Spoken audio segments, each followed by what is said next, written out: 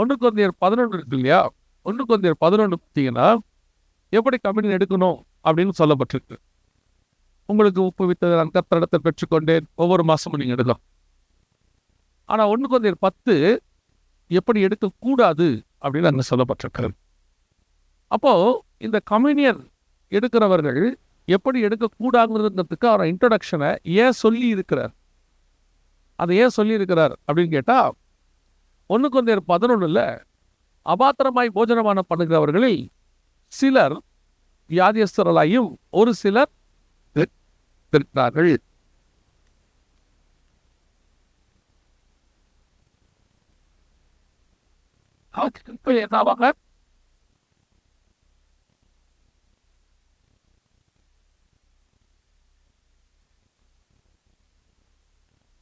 அதுக்கு முன்னாடி அவங்க செங்கடல்ல கடந்து வராங்க. அதை குறித்து வேதம் சொல்லுகிறது ஞானஸ்நானம். அதே 1 Corinthians 10:2 இருக்கு. அது ஞானஸ்நானம். ஞானஸ்நானத்துக்கு அப்புறம் கம்யூனியன் வருது. ஸோ கம்யூனியன் அவங்க தப்பாக எடுத்ததுனால அவங்க என்ன ஆனாங்க அப்படிங்கிறத நீங்கள் பார்த்தீங்கன்னு சொன்னால் அந்த இடத்துல சொல்லப்படுகிறது. இது எல்லாம் நமக்கு முன்னடையாளமாக கொடுக்கப்பட்டிருக்கிறது. இஸ்ரவேல் ஜனங்களை குறித்து பார்க்கும் பொழுது அவர்கள் அத்தனை பேருமே வேதம் சொல்லுகிறது ராஜரீக ஆசாரிய கூட்டம் அப்படின்னு. அதாவது கர்த்தருடையதான ராஜாக்களும் ஆசாரியருமாய் அழைக்கப்பட்ட ராஜரீக ஆசாரிய கூட்டம் அப்படின்னு. இப்போ வாசிங்க, வெளிப்படுத்தின விசேஷம் 1ஆம் அதிகாரம் 6வது வசனம் வாசி. வெளிப்படுத்தின விசேஷம் 1ஆம் அதிகாரம் 6வது வசனம். நம்மிடத்தில் அன்பு கூர்ந்து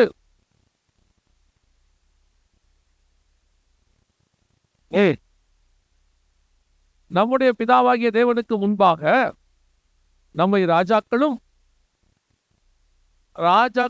ஆசாரியரும் ஆக்கின அவருக்கே, நல்ல கவனிங்க, நம்மளை என்ன வாக்கி இருக்கிறாரு?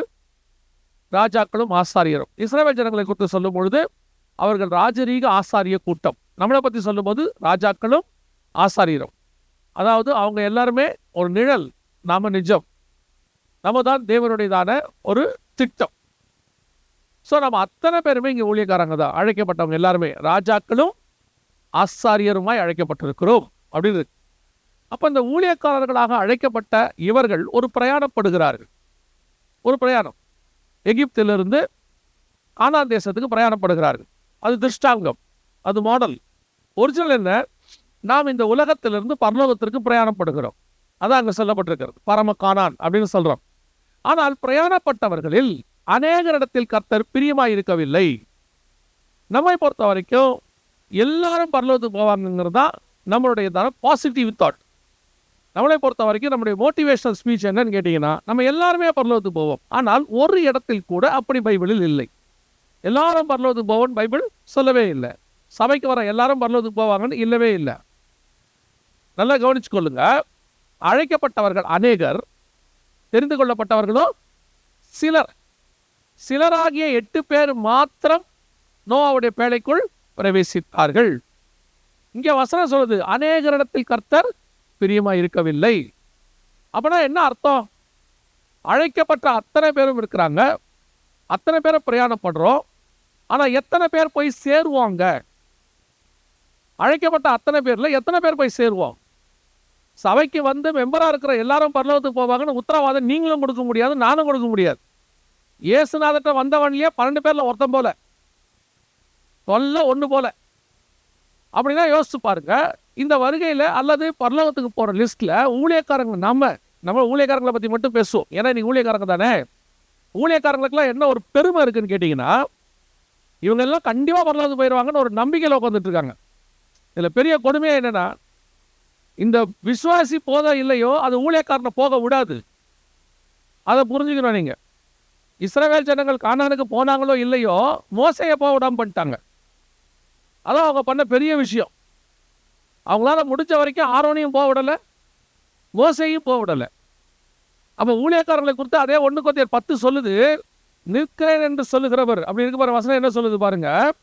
நிற்கிறேன் நினைக்கிறவர்கள் விழாதிருக்கபடி, 12வது வசனம், இப்படி இருக்க தன்னை நிற்கிறவன் என்று எண்ணுகிறவன் விழாதபடிக்கு எச்சரிக்கையாக இருக்க கடவன். கவனிங்க, ஊழியத்தின் பாதையில் இத்தனை வருஷம் நான் வந்துட்டேன், இத்தனை வருஷம் இருக்கிறேன், நான் யார் தெரியுமா, என் பட்டம் என்ன தெரியுமா, என் பதவி என்ன தெரியுமா, என் ஊழியத்தில் என்ன ரிசல்ட் தெரியுமாங்கிறதுலாம் இங்கே கான்செப்டே கிடையாது. எத்தனை நாள் நான் ஊழியம் பண்ணங்கிறது முக்கியம் இல்லை. இயேசு கிறிஸ்து வரும்போது நான் அவரோடு கூட இருக்கிறேனாங்கிறதா இப்போ முக்கியமே.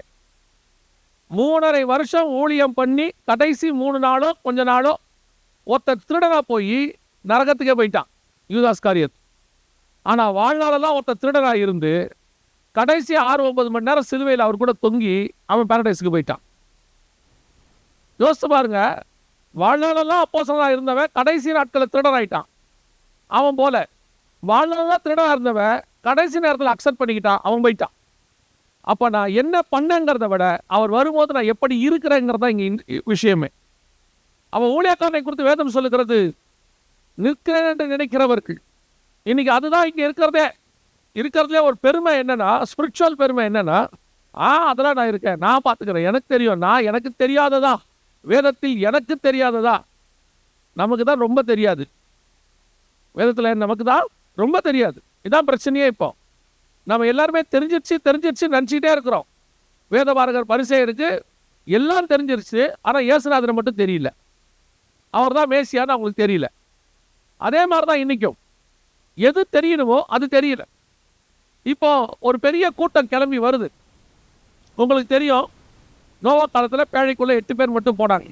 இதில் பாருங்கள், இந்த குரூப் 6 லட்சம் புருஷர், வேதம் சொல்லுது 6 லட்சம் புருஷர்.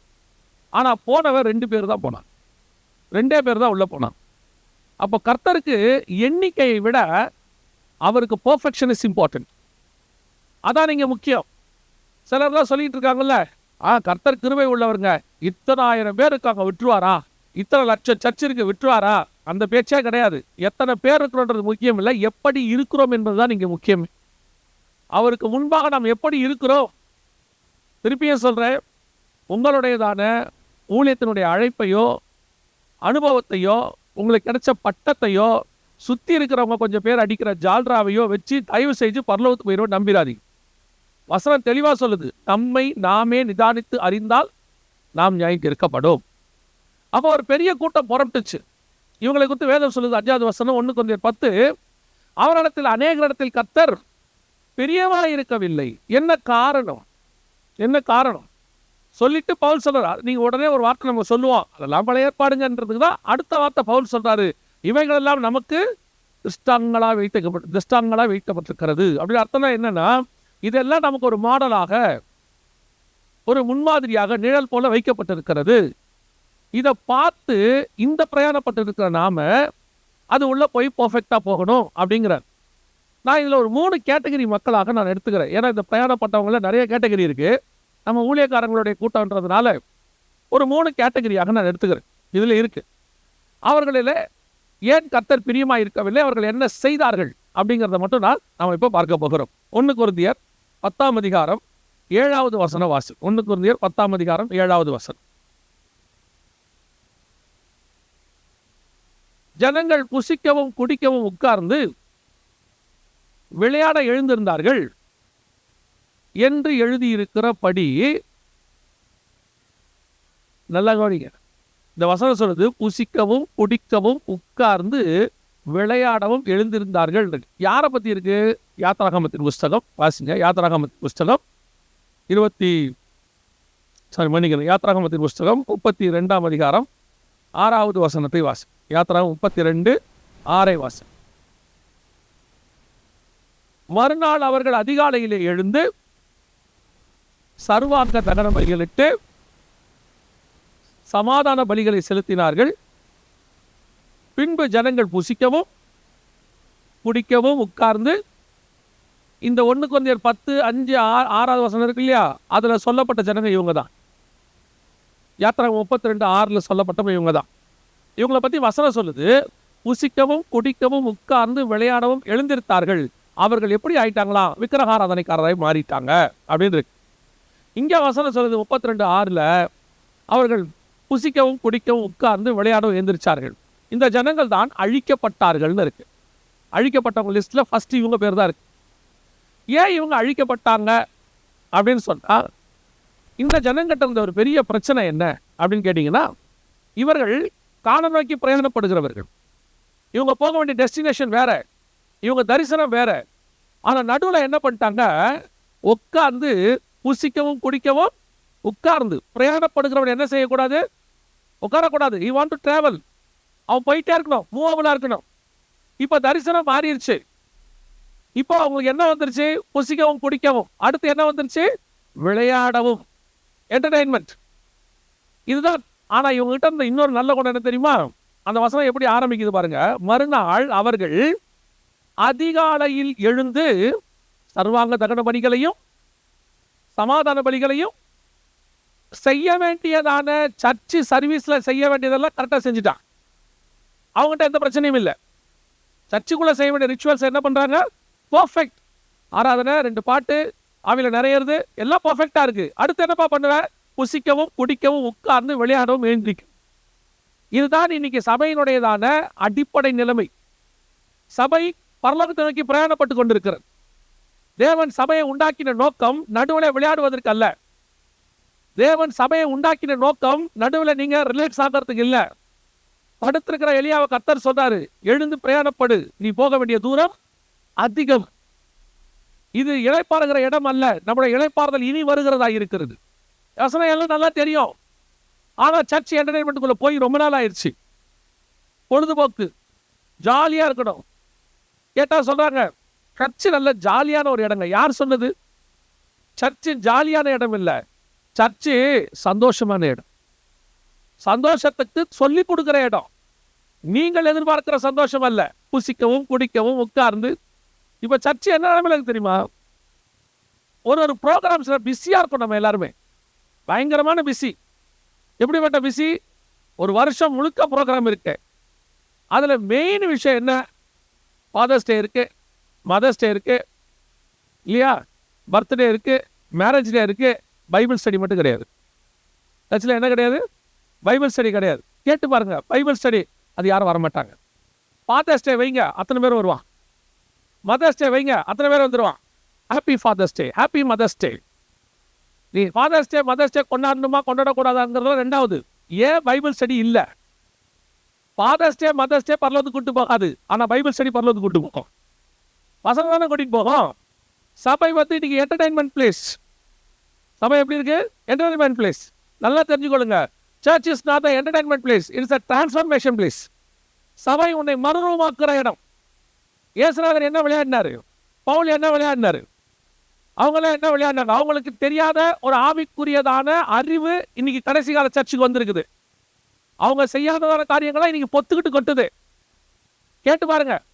விசுவாசியை எப்படி தக்க வச்சுக்கிறதுன்றத போராட்டம் தான் பெரிய போராட்டம். இப்ப அதாவது பேங்க்ல இருக்கிற பணத்தை காப்பாத்துறதை விட, வீட்டில் இருக்கிற நகையை காப்பாத்துறதை விட, சர்ச்சில் இருக்கிற விசுவாசியை காப்பாத்துறது தான் பெரிய விஷயம்.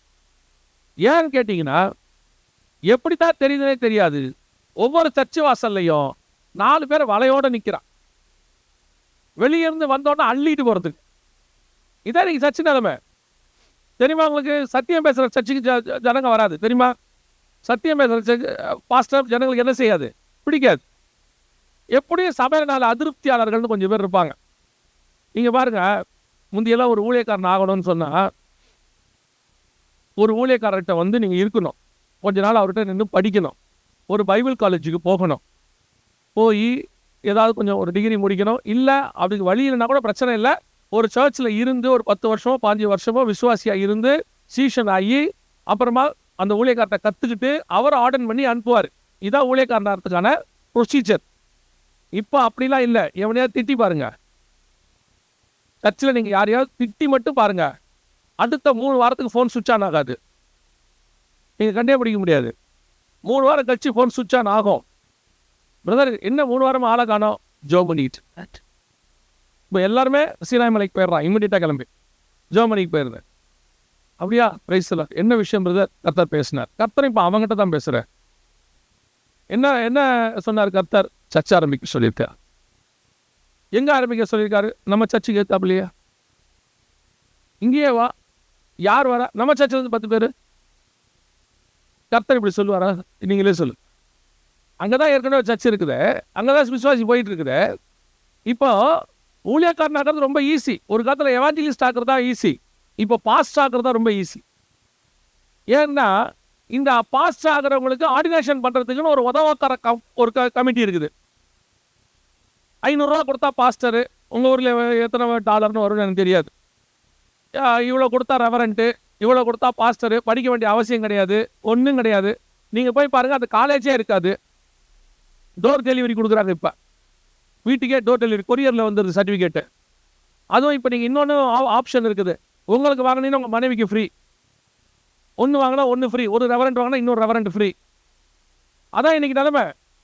ஒரு காலத்தில் சிஎஸ்ஐயில் ப்ரொட்டஸ்டன்ஸ்லாம் 14 வருஷம் 15 வருஷம் படித்து வாங்குவாங்க ரெவரண்ட்டு.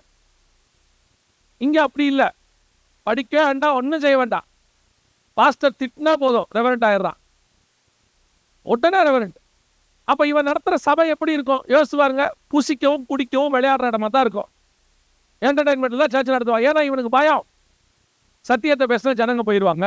நான் உங்களுக்கு சொல்கிறேன், சத்தியத்தை பேசினால் ஜனங்கள் போனினால் கவலையே படாதிருங்கள், அது எல்லாம் கலைகள். சத்தியத்தை பேசினா ஒருத்தன் நிற்கிறான் இருக்குல்ல, அவன் தான் நல்ல கோதுமை மணி. அதுதான் கொஞ்சம் நீங்கள் ஒரு கலையை உட்கார வச்சுக்கிட்டு இருக்கிறதுக்கு அது போகிறது பெட்டர் தான். நமக்கு சர்ச்சு நிரம்பி இருக்கிறதுல ஒரு சந்தோஷம் இருக்குது, அப்படிதானே? ஊழியக்காரங்களுக்கு எல்லாருக்கும் எப்படி இருக்கும்? நிரம்பி இருக்கிறதுல ஒரு சந்தோஷம் இருக்குது. நல்ல கூட்டமாக பார்த்தா தான் நமக்கு திருப்தி. ஆவியானவர் பலத்த கிரியை செய்தார். என்ன, எல்லாரும் வந்திருந்தாங்க. அப்போ சமாரிய ஸ்திரீ மீட்டிங்கில் ஆவியானவர் கிரியை செய்யலையா? அந்த அம்மா ஒருத்தர் தானே இருந்தாங்க. இயேசுநாதர் போய் பேசினார்ல. இவங்க நமக்கு இயேசுநாதருக்கு எவ்வளோ டிஃபரன்ஸ் இருக்குன்னு போய் பாருங்க. பேதுரு மாமியை சுகமாக்குறாரு. சுகமாக்கி முடித்த உடனே பயங்கரமான, நம்ம பார்வையில் நம்ம பேரில் சொன்னால் ரிவைவல், பயங்கரமான ரிவைவல், கூட்டம் வந்துருச்சு. காலையில் பார்த்தா இயேசுநாதரை காணோம். மனந்தத்தில் ஜெபம் பண்ணிட்டு இருக்கிறார். போய் கூப்பிட்றாங்க எல்லாரும், வாங்க, எல்லாரும் கூட்டமாக வந்திருக்கிறாங்க. இவர் சொல்கிறாரு, நம்ம நிறைய இடத்துக்கு போக வேண்டியிருக்கு, வாங்க வேற ஊருக்கு போகலாங்கிற. நம்மளா தான் போவோமா? அந்த ஊரை மொத்தமாக விட்டுற மாட்டோம். மொத்தமாக அந்த ஊரை நம்மகிட்ட குத்தகைக்கு எடுத்துட மாட்டோம். அங்கே போட்டு ஜீசஸ் மினிஸ்ட்ரிஸ் ஒன்று ஆரம்பித்து, பேதுருவை செக்ரட்டரியாக போட்டு, யோவானை ட்ரெஷராக போட்டு ஒரு ட்ரஸ்ட்டை ஆரம்பித்து அங்கேயே ஒரு சர்ச்சை ஆரம்பிச்சிட மாட்டோம். இயேசுநாதர் சொல்கிறார், இன்னும் பல இடங்களுக்கு போக வேண்டியிருக்குது, வாங்கன்றார். இந்த மென்டாலிட்டி எப்போ நமக்கு வரும்? நமக்கு எப்போ வரும்? க்ரௌடை பேஸ் பண்ணாமல் தேவ சித்தத்தை பேஸ் பண்ணுற மினிஸ்ட்ரி. என்றைக்குமே சொல்கிறேன், க்ரௌடை பேஸ் பண்ணவே பண்ணாதீங்க. ஏன்னா க்ரௌடு ஏமாத்தோம், தேவ சித்தம் ஒரு நாளும் ஏமாத்தாது.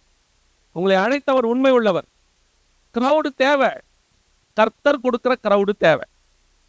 ஆமாம் தானே? கர்த்தர் கொடுக்குற க்ரௌடு தேவை. இப்போ நீங்கள் யோசித்து பாருங்கள், எல்லாருக்கும் என்ன ஆசை இருக்குது?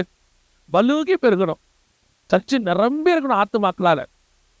உங்களுக்கு எவ்வளோ கெப்பாசிட்டி இருக்குது, உங்களால் எவ்வளோ பேருக்கு போதிக்க முடியும், எவ்வளோ பேரை நடத்த முடியும்னு யாருக்கு தெரியும்? கர்த்தருக்கு தெரியும். அவ்வளோ ஆத்மாவை கர்த்தர் உங்களுக்கு தருவார். அது வரும். ஆனால் நமக்கு என்ன ஆசைன்னா, சர்ச்சை ஆரம்பித்த 3வது நாள், இல்லை ஊழியத்தை ஆரம்பித்த 3வது நாள் அப்படியே நிரம்பிடணும், ஆத்தும் அப்படியே நிரம்பிடணும். உங்களால் நடத்த முடியுமா முடியாதான்னு யாருக்கு தெரியும்? பரலோகத்துக்கு தெரியும். நம்மளை பொறுத்த வரைக்கும் நமக்கு தெரியும் நம்ம நடத்துவோன்ட்டு. நம்ம பையன் பாருங்க, திடீர்னு வந்து வண்டி கேட்பான், காரு, நான் ஓட்டுறேன் அப்படின்பா. நமக்கு தான் தெரியும் அவனுக்கு ஓட்ட தெரியாதுன்னு. திடீர்னு வந்து கேட்பான், ரேசர் கொடுங்க, ஷேவ் பண்ணுறேன்னு. நமக்கு தான் தெரியும் அவனுக்கு பண்ண தெரியாதுன்னு. அவனுக்கு ஆசை, அவனை கேட்டு பாருங்க, அதெல்லாம் நான் கரெக்டாக ஓட்டுவேன் அப்படின்பா. அப்பாவுக்கு தான் தெரியும் நடக்குமா நடக்காதான்னு. நமக்கு எடுத்த உடனே பெரிய க்ரௌட், எவாஞ்சலிஸ்டாகவே இருக்கட்டுமே, எல்லாருக்கும் இப்போ என்ன ஆசை? எல்லாருக்கும் மோகன் சீரன் ஆயிடணும்னு ஆசை. அவர் ஆகிறதுக்கு அத்தனை வருஷம் ஆகிருக்குதுல்ல. அத்தனை பேருக்கும் அகஸ்டின் ஆயிடணும்னு ஆசை. அவர் ஆகிறதுக்கு அத்தனை வருஷம் ஆகிருக்குல்ல. உடனே ஓவர் நைட், அதுவும் இப்போல்லாம் வந்து மீடியா காலம், யூடியூப்பில் ஒரு பாட்டு போட்டு அந்த பாட்டை இத்தனை பேர் பார்த்துட்டாங்கன்னா ஒரு சந்தோஷம். உடனே ஊழியம் வளர்ந்துருச்சு. நல்லா கவனிச்சு கொள்ளுங்க. ஊழிய வளர்ச்சி என்பது க்ரௌடை பேஸ் பண்ணதல்ல, உங்களுக்கும் தேவனுக்கும் உள்ளதான உறவு. அதான் உங்களுடைய ஊழிய வளர்ச்சி. கடைசி வரைக்கும் 50 பேரோட கூட மினிஸ்ட்ரி பண்ணிட்டு போயிடலாம், தெரியுமா? ஆனால் பரலோகத்துக்கு போயிடுவீங்க. 5000 பேரை வச்சுக்கிட்டு நரகத்துக்கு போகிறத விட 50 பேரை வச்சுட்டு பரலோகத்துக்கு போகிறது பெஸ்ட்டு. யோசிச்சு பாருங்க, 6 லட்சம் பேர் ஒரு சர்ச்சு தொடங்கினாங்க, 2 பேர் தான் போனாங்களாமா. இந்த மினிஸ்ட்ரி தேவையா? இப்படி ஒரு மினிஸ்ட்ரி தேவையா? 6 லட்சம் பேர் தொடங்கி 2 பேர் போய் சேர்ந்துருக்கிறாங்க. இன்னைக்கு எல்லாருக்கும் ஆசை இருக்கு, பெரிய க்ரௌட். நான் திரும்பி சொல்கிறேன், க்ரௌடை நான் வந்து குறைவாக சொல்கிறதில்லை. ஜனத்திரள் ராஜாவுக்கு மகிமை தேவை, அந்த ஏற்ற நேரத்தில் வரும். இப்போ யோசிச்சு பாருங்களேன், உங்களுக்கு தெரியும் நல்லா, உங்கள் ஃபேமிலி இருக்குது, உங்கள் ஃபேமிலியில் உங்களுக்கு பிள்ளை வேணும்னு எல்லோரும் ஆசைப்படுறோம். கல்யாணம் பண்ண உடனே ஆசைப்படுறோம். பிள்ளைகள் கர்த்தரால் வரும் சுதந்திரம். ஏன் நீங்க ஆண்டவரை கேட்கக்கூடாது? ஆண்டவரே எங்கள் வீடு நிறைய பிள்ளைகள் கொடுங்கப்பா. கிச்சன்ல 4, ஹால்ல 4, பெட்ரூம்ல 4, போர்ச்சிகோல 4, எங்க திரும்பினாலும் பிள்ளைகள். ஏன் அது மட்டும் கேட்க மாட்டீங்க? அது மட்டும் உங்களுக்கு என்ன தோணுது? 2 போதும், முடிஞ்சு போச்சுன்னா 3 போதும். ஏன் வேணான்றீங்க? இல்ல அதுக்கு மேல என்னால வளர்க்க முடியாது. உங்களுக்கு தெரியுது இல்ல உங்களால எவ்வளவு பிள்ளைய வளர்க்க முடியும்னு. அதே மாதிரி ஸ்பிரிச்சுவலி தெரியணும் உங்களால எவ்வளவு ஆவிக்குரிய ஆத்துமாக்களை நடத்த. நம்மளை பொறுத்த வரைக்கும் நான் 5000 நடத்துவேன், 50,000 நடத்துவேன். உங்க கண் பார்வையில விசுவாசி இருக்கிற வரைக்கும் தான் அது உங்களுது. உங்க கண்ணுக்கு மறைவா இருக்கிற விசுவாசி உங்களுது இல்ல. உங்க ஆடை நீங்க மேய்க்கும் போது உங்க கண்ணுக்கு முன்னாடி தெரியணும்ல. இன்னைக்கு கடைசி காலத்துல சபையில இருக்கிற நோய் இது. பெரிய கூட்டம். இப்ப இந்த கூட்டத்தை வச்சுக்கிட்டு என்ன பண்றது? வேர்ட் ஆஃப் காட் கொடுத்து இவரை நிக்க வைக்க முடியல. ஏன்னா வேர்ட் ஆஃப் காட் கொடுக்க முடியாது. கிரௌடு விரும்புறவங்களா வேர்ட் ஆஃப் காட் கொடுக்க முடியாது. அப்ப என்ன பண்றாங்க? நிறைய டாக்டிஸ். இப்போ சர்ச்சில் ஊழியத்தில் நான் சர்ச்சுன்னு தனியாக பிரிக்கலை, ஊழியன்னு எடுத்துக்கிறேன். அது ப்ராஃபட்டாக இருக்கட்டும், எவாஞ்சலிஸ்டாக இருக்கட்டும். இப்போ என்ன இருக்கு? ஒரு என்டர்டைன்மெண்ட் தான், ஜாலி தான். சர்ச் எடுத்துக்கிட்டா நிறைய ரெக்ரியேஷன் இருக்கு. எவாஞ்சலிஸ்ட் எடுத்துக்கிட்டா சினிமாக்காரனை விட மோசமாக டான்ஸ் ஆடுற எவாஞ்சலிஸ்ட் ஆகிட்டாங்க. ப்ராஃபட்டை எடுத்துக்கிட்டிங்கன்னா என்டர்டைன்மெண்ட் பண்ணுற ப்ராஃபட். இப்போ ஜனங்களை ஸ்பிரிச்சுவல் என்டர்டைன்மெண்ட், வரவனுக்கு நல்ல காது கிணிய தீர்க்கதரிசனம் சொல்லி அனுப்புறது. இங்க எங்க குவாலிட்டி? இந்த ஜனம் தான் இன்னைக்கு அதிகம் புசித்து குடித்து விளையாடுகிற கூட்டம். நல்லா கவனிங்க. ஆவிக்குரிய வாழ்க்கையோ சர்ச்சோ புசித்து குடிக்கிற இடம் இல்லை, விளையாடுகிற இடம் இல்லை. சர்ச் அதுவும் இந்த கடைசி காலத்தில் அவர் என்ன எழுதுறார் பாருங்க. 1 கொரிந்தியர் 10 இந்த முடிவு காலத்தில் இருக்கிற நமக்குன்னு எழுதுறார்.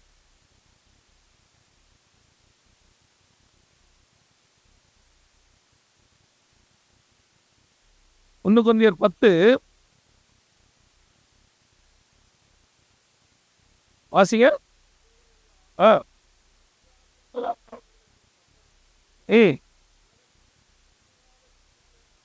உலகத்தின் முடிவு காலத்தில் உள்ள நமக்கு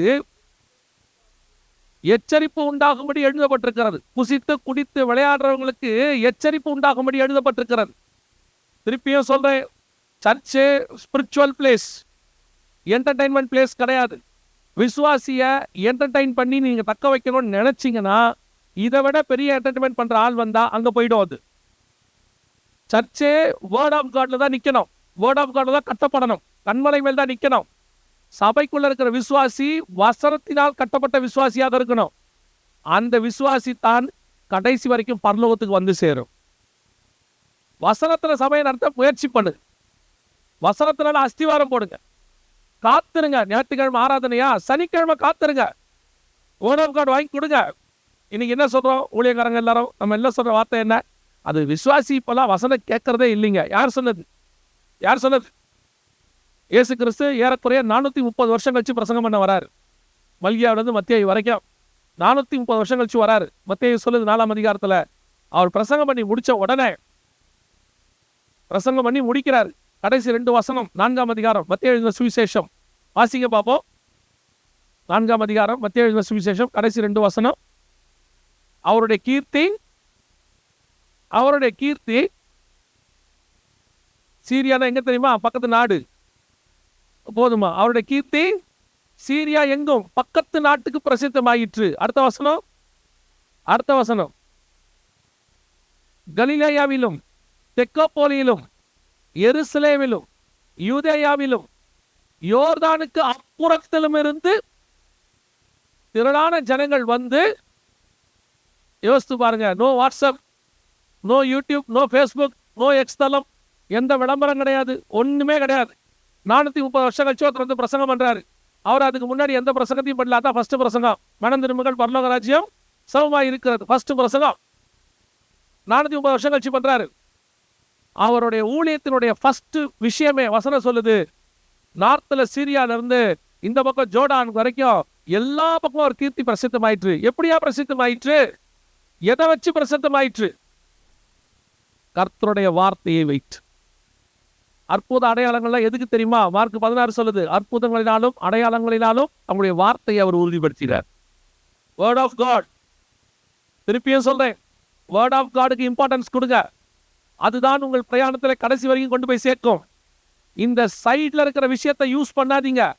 சிலர் சொல்லி கொடுப்பாங்க, இந்த மாதிரி ஒரு என்டர்டெயின் பண்ணுங்க, இப்படி ஒரு கேம் நடத்துங்க, இந்த மாதிரி ஒரு காரியத்தை செய்யுங்க, அப்பதான் சர்ச்சு என்டர்டெயின் இருக்கும், ஜனங்க நம்மளை விட்டு போக மாட்டாங்கன்னு. இல்லவே இல்லை. உங்க வாயில இருக்கிற வார்த்தைக்கு, கர்த்தருடையதான அந்த வார்த்தைக்கு ஒரு வாசனை உண்டு. அந்த வாசனைக்கு ஜனங்கள் வந்து நிற்பாரு. சிரியால இருந்து வருவான்,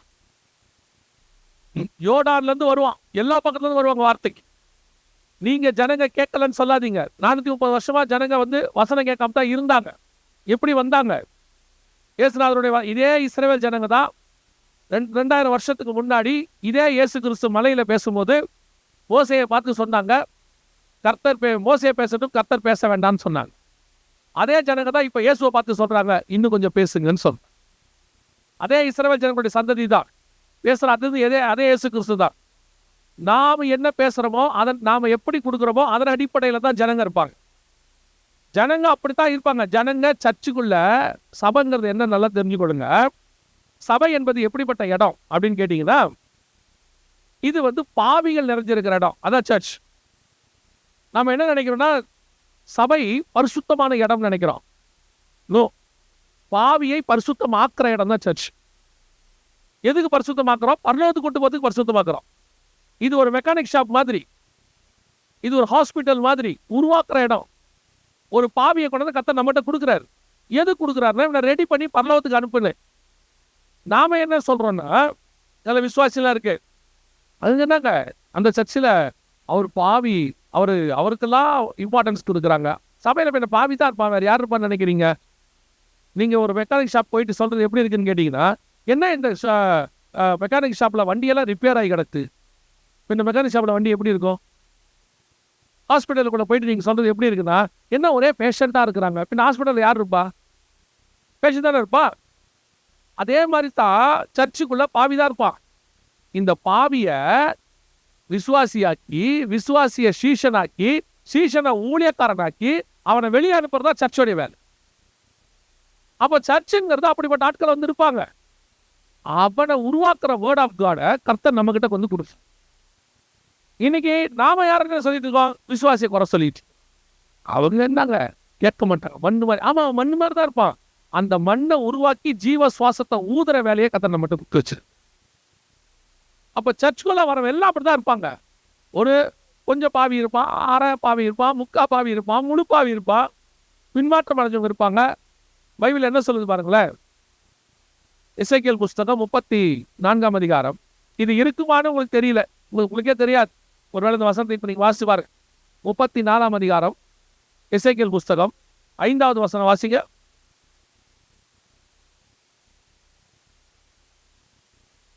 நாலாவது வசனம்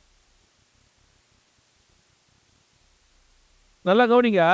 ஆடுல 5 வகை இருக்குதாமா. சர்ச்சில் இருக்கிற ஆடுல எத்தனை வகை இருக்குது? 5 வகை இருக்குதாமா. அவர் சொல்றாரு, நல்லா கவனிங்க.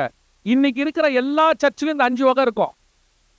இது வந்து காட் ஆத்துமாக்களை குறித்து, சபைக்குள்ள இருக்கிற ஆத்துமாக்களை குறித்து சொல்றது. இந்த 5 வகை எல்லா சர்ச்சிலும் இருக்கும். திருப்பி வாசிங்க சிஸ்டர். ஸ்பிரிச்சுவலி பலவீனமானது கொஞ்சம் இருக்கும், வீக்கா. ஸ்பிரிச்சுவலி வீக்கானது ஒன்று இருக்கும். 2வது வியாதி உள்ளது இருக்கும், உடைஞ்சு போனது இருக்கும், பின்மாற்றம் அடைஞ்சது இருக்கும், ஆனாமலே போயிருக்கோம். 5 வகையான ஆடு இருக்குமா சர்ச்சுக்குள்ள? போதுமா? 5 வகையான ஆடு இருக்குமா? 1 காணாமல் போனது, 2 பின்மாற்றம் அடைஞ்சிருக்கும், துரத்துண்டது, அது திருப்பி கொண்டு வரணும், 3 காயம் அடைந்தது, உடைஞ்சு போனது, 4 வியாதி உள்ள, இன்னொன்று இருக்கு. மொத்தம் 5 இருக்காங்க. பலவீனமானது மொத்தம் 5 இருக்கு. 5 வகையான விசுவாசி இன்னைக்கும் சர்ச்சில் இருக்கும். இந்த 5 வகையான விசுவாசிய எல்லாத்தையும் ரெடி பண்ணி கொண்டு போய் சேர்க்கணும் கானான்ல. யாக்கோபு சொல்றாரு ஏசா கிட்ட, என்கிட்ட இருக்கிறதுல கறவை ஆடுகளா இருக்குது, நான் பெதுவா நடத்திட்டு வரேங்கிற. அதுதான் ஒரு மெய்ப்பனுடைய சுபாவம், அதான் ஒரு ஊழியத்தினுடைய சுபாவம். நம்ம கிட்ட இப்ப என்ன விசுவாசி இருக்குன்னே தெரியாது. இத்தனை வகையான விசுவாசி இருக்கு, இத்தனை வகையான விசுவாசி இருக்குன்னே நமக்கு தெரியாது முதல்ல. அப்புறம் இது எல்லாம் என்னென்ன கேட்டகரி இருக்குன்னு நம்ம தெரியணும். தெரியுமா? நம்ம சர்ச்சில் இருக்கிற விசுவாசிகளுடையதான ஒரு ஸ்பிரிச்சுவல் ஸ்டாண்டர்ட் நமக்கு தெரியுமா? இவங்க என்ன ஸ்டாண்டர்டில் இருக்கிறாங்கன்னு. நம்மளை பொறுத்த வரைக்கும் எல்லாருமே பரலோகத்துக்கு போயிடுவாங்க, அவ்வளோதான்.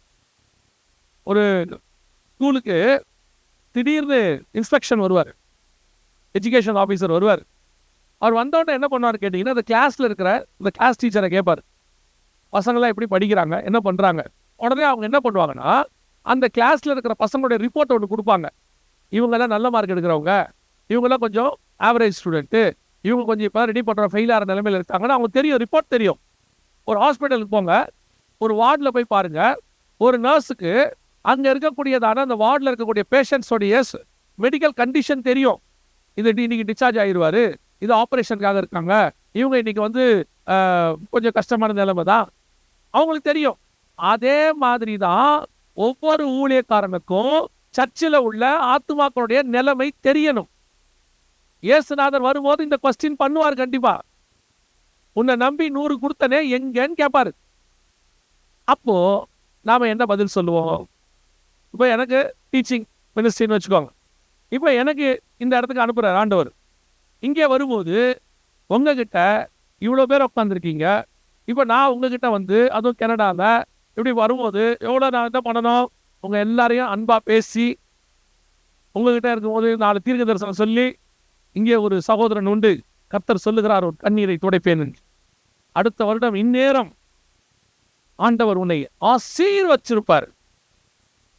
வெளியே போகும்போது ஆவியானவர் கேட்பார், உன்னை இதுக்காக கூட்டு வந்தேன், உன்னை இவ்வளோ செலவு பண்ணி இதுக்காக கூட்டு வந்தேன். அப்போ ஒவ்வொரு ஊழியக்காரனுக்கும் தேவன் ஒரு திட்டத்தை வச்சு தான் அவங்க ஊழியத்தை கொடுக்குறாரு. அப்போ நான் சபையை நடத்தும் போதோ, எவாஞ்சலிஸ்டாக இருக்கும் போதோ, அல்லது டீச்சராக இருக்கும் போதோ, எனக்கு கொடுக்கப்பட்ட வேலை என்ன? ஆத்துமாக்களை பரலோகத்தில் போய் சேர்க்கறதுக்கு ஒவ்வொருத்தரும் சேர்ந்து செய்யுது. அப்போ we must know the spiritual condition of the soul. தெரியுமா? பேசிக், நான் கேட்கறது பேசிக், அடிப்படை. இந்த 5 வகையான ஆடு இருக்கு. இந்த 5 வகையான ஆட்டை பற்றி சபைக்குள்ள 5 வகையான விசுவாசி இருக்கு, தெரியுமா? இதில் யோசிச்சு பாருங்க. நீங்க யாரும் ரொம்ப நல்ல விசுவாசிங்கிறீங்களோ அவன் தான் முதுகில் குத்துறான் அவங்கள. அந்த பிரதர் ரொம்ப நல்ல பிரதர், அவர் தான் ஃபர்ஸ்ட் சர்ச் ஆரம்பிப்பார். அந்த சிஸ்டர் நல்ல சிஸ்டர், வரவே வராது சர்ச்சுக்கு. அப்புறம் நீங்க என்ன சொல்றீங்க தெரியுமா? நான் இப்படி நினைக்கவே இல்லை தெரியுமா, நான் அவரை எப்படி நம்புறேன் தெரியுமா? ஏன்? அப்ப நீங்க உங்களுடைய கணிப்பு தப்பா தானே இருக்கு. உங்க கணிப்பு தப்பு தானே. ஆனா இயேசுநாதருக்கு முன்னாடி ஒருத்தன் வந்து அப்படி சொல்ல முடியாது இல்ல. இயேசுநாதர் வந்து நின்னோட சொல்லுவார்ல, கபடமற்ற உத்தம இஸ்ரவேலன் பாருல. பவுலுக்கு முன்னாடி வந்து நின்னோட பவுல் சொல்லுவார்ல, நீதிக்கு பகைஞனே கேட்டின் மகனேன்னு சொல்லுவார்ல. யோவாசானுக்கு முன்னாடி வந்து நின்னோட யோவாசானன் சொல்லுவார்ல, விரியன் பாம்பு குட்டிகளே அப்படின்னு சொல்லுவான் தானே. இயேசுநாதர் வந்து நின்னோட சொல்லுவான்ல, இதோ உலகத்தின் பாவத்தை சுமந்து தீர்க்கிற தேவாட்டு குட்டி சொல்லுவான்ல. ஒருத்தர் வந்து நிற்கும் போது அவருடைய ஸ்பிரிச்சுவல் ஸ்டாண்டர்ட் தெரியணும் இல்ல. அதுதானே ஊழியத்தினுடைய மிக முக்கியமான விஷயம். You must know. அதான் மினிஸ்ட்ரி. சரி, மற்றவங்க தெரிய வேண்டாம், விட்டுருங்க. என்னை நம்பி கொடுக்கப்பட்ட ஆத்துமாக்களை பத்தியாவது எனக்கு தெரியணும் இல்ல. இன்னைக்கு சர்ச் அந்த இடத்துல இருக்குதா? அப்புறம் எப்படி இத்தனை பேரை கொண்டு போய் பரலோகத்தில் சேர்ப்பிய? பரலோகத்தில் நம்ம கொண்டு போய் சேர்க்கணுங்கிறதுக்காக தான் கர்த்தர் நமக்கு இவ்வளோ ஆசீர்வாதத்தை கொடுத்துருக்கிறாரு. எனக்கு தேவையானதை கொடுத்து, சாப்பாடை கொடுத்து, என் குடும்பத்தை காப்பாற்றி, என் பிள்ளைகளை காப்பாற்றி, தேவையான வீடை கொடுத்து, வண்டியை கொடுத்து, வாகனத்தை கொடுத்து, எல்லாத்தையும் கையில் கொடுத்து, அவர் சொன்னது என்ன? உன்னை நம்பி கொடுத்த ஆத்மாவை பத்திரமா கொண்டு வந்து சேர்த்து. வேற என்ன கேட்டுச்சு பரலோகம் நம்மகிட்ட? வேற என்ன கேட்டது பரலோகம்? சிலுவை சுமக்க சொல்லிச்சா? போய் ஜனங்களுக்காக போய் மறிக்கிறது, அதெல்லாம் இருக்கே, அதெல்லாம் வேற கேட்டகரி. பேசிக், அடிப்படை. இன்னைக்கு 6 லட்சம் புருஷர்கள் மாதிரி நம்ம கிட்ட ஒவ்வொருத்தருடைய 60, 600, 6000, 60,000 இருமே. எங்க சர்ச்சில் 60,000 இருக்காங்க. 60,000 கொண்டு போய் சேர்க்கணும். நீங்க எப்படி நடத்திட்டு இருக்கிறீங்க சபையை? எம்என்சி கம்பெனி மாதிரி. சபையில் இருக்கிற 60,000 பேர் மேய்ப்பனுக்கு தெரியாது. யாரைய பத்தி கேட்டா அவரை கூடுப்பா, இவரை பத்தி கொஞ்சம் சொல்லு, அப்புறம் அவர் தானே உங்களுக்கு மேய்ப்பனு. எனக்கு தெரியணும்ல என் பிள்ளைகளை பத்தி. வீட்டிலோட வந்து கேட்குறாரு, உங்க பையன் என்ன படிக்கிறான்னு. நீங்க உடனே பக்கத்து வீட்டுக்காரை கூப்பிட்டு, என் பையன் என்ன படிக்கிறான்? நான் உன் பையன் தான் கேட்டேன், எனக்கு தெரியாது அவருக்கு. அப்புறம் உன் பையன் இனிஷியல் தான், ஆனா அவரை பத்தி அவருக்கு தான் தெரியும். இது எப்படி இருக்கு? இன்னைக்கு இதான் சர்ச்சோட நிலம். முதல் கேட்டகரி எப்படிப்பட்ட கேட்டகரி தெரியுமா? குசித்து குடித்து விளையாடுற கேட்டகரி. ஜாலியா இருக்கணும், அப்படியே ஞாயிற்றுக்கிழமை ஆனால் ஒரு ஆராதனை பண்ணணும், இல்லை ஒரு மாதிரி மீட்டிங் கிடச்சா எவாஞ்சலிஸ்ட் மாதிரி வந்து ஒரு இடத்துல பேசணும். 4 பேர் நல்ல பேர் வாங்கணும். ஒரு தீர்க்கதரிசியாக இருந்தால், விசிட்டிங் தீர்க்கதரிசியாக இருந்தாருன்னா உங்கள் வீடுகளுக்கு வந்து 4 வார்த்தை நல்ல வார்த்தை சொல்லி நீங்களும் இருக்கீங்க பாருங்க. அந்த மாதிரி ஆளுக்கு தான் என்கரேஜ்மெண்ட். நீங்கள் சத்தியம் பேசுகிற ஆளுக்கு என்கரேஜ்மெண்ட் கிடையாது. அவரு ரொம்ப திட்டாருங்க, அவரு வேண்டாம் விடுங்க. யாரை வச்சுப்பியா? கந்த மூடி இந்த வீட்டில் சார் ஒரு பெரிய ஆசீர்வாதத்தை கையெடுங்க. பிரதர் நீங்கள் அடுத்து எப்போ வருவீங்க? வரும்போதெல்லாம் எங்கள் வீட்டுக்கு வந்துருங்க, வந்துட்டு போங்க. ஸோ நீங்களும் அதானே விரும்புறிய? கவனிச்சுக்கொள்ளுங்க. தீர்க்கதரிசி சொன்னாலும் சொல்லாவிட்டாலும் உண்மை உள்ள மனுஷன் பரிபூர்ண ஆசீர்வாதங்களை பெறுவார். அவ்வளோதான். ஆனால் தீர்க்கதரிசி யார் தெரியுமா? சபையின் பக்தி விருத்திக்கு ஏதுவாக இருக்கு தீர்க்கதரிசி. கட்டிஞ்சு கொள்ளணும். அது எவாஞ்சலிஸ்டாக இருக்கட்டும், ப்ராஃபட்டாக இருக்கட்டும், பாஸ்டாக இருக்கட்டும், அத்தனை பேரும் சேர்ந்து இவ்வளோ பேரையும் கொண்டு போய் பரலோகத்தில் கொண்டு போய் சேர்க்காட்டி என்ன போகுது சொல்லுங்களேன். அப்போது முதலாவது ஒரு கேட்டகரி இருக்குது, புசித்து குடித்து விளையாடுகிற கேட்டகரி. இந்த குரூப்பில் நீங்கள் அதில் இருக்கக்கூடாது. என்ன வேதம் சொல்லுது? அவரிடத்துல கர்த்தர் எப்படி இருக்கவில்லை? பிரியமாய் இருக்கவில்லை. 2வது ஒரு கேட்டகரி இருக்கு பாருங்க, வாசிங்க. யாத்திராகமத்தின் புஸ்தகம் 24ஆம்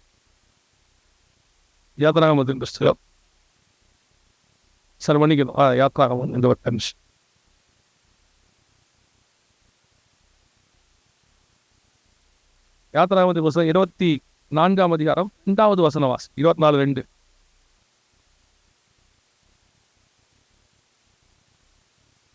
மோசே மாத்திரம் கர்த்தரிடத்தில் சமீபத்து வரலாம்.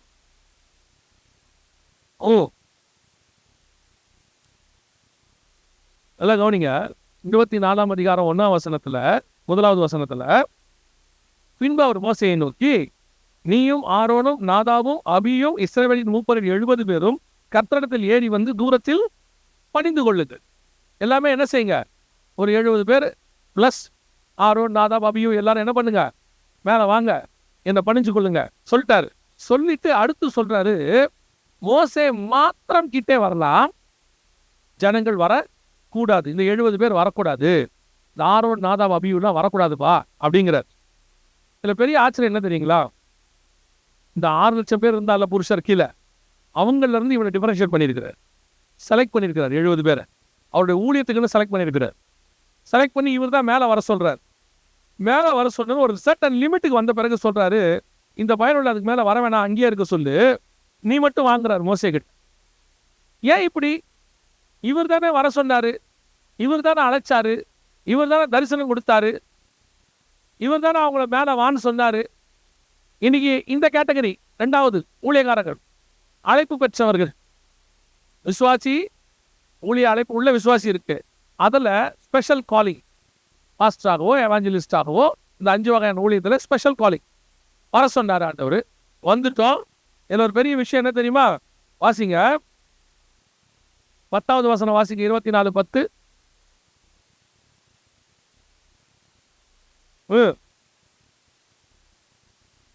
நீல கல் இழைத்த வேலைக்கு ஒப்பாகவும் தெளிந்த வானத்தின் பிரபைக்கு ஒப்பாகவும் இருந்தது. இவங்க காடை தரிசிக்கிறாங்க பாருங்க. 7 பேர் என்ன செய்யறாங்க? காடை தரிசிக்கிறாங்க. சூப்பரா யோசிச்சு பாருங்க. அந்த 6 லட்சம் புருஷருக்கு இல்லாத மிகப்பெரியதான ஒரு தரிசனம், பரலோகத்தின் தரிசனத்தை தேவனை பார்க்குறாங்க அவங்க. ஆனால் இவர் சொல்றாரு, இவங்க அதுக்கு மேலே வர வேண்டாம், இவங்களை அங்கேயே இவங்களை அங்கேயே இருக்க சொல் அப்படிங்கிறார். இப்படி ஒரு கேட்டகரி ஒன்று உட்காந்துருக்கு. இது 2வது கேட்டகரி. காலிங் இருக்கு, தரிசனம் இருக்கு, ஸ்பெஷல் காலிங் இருக்கு, விஷன் கொடுத்துருக்காரு.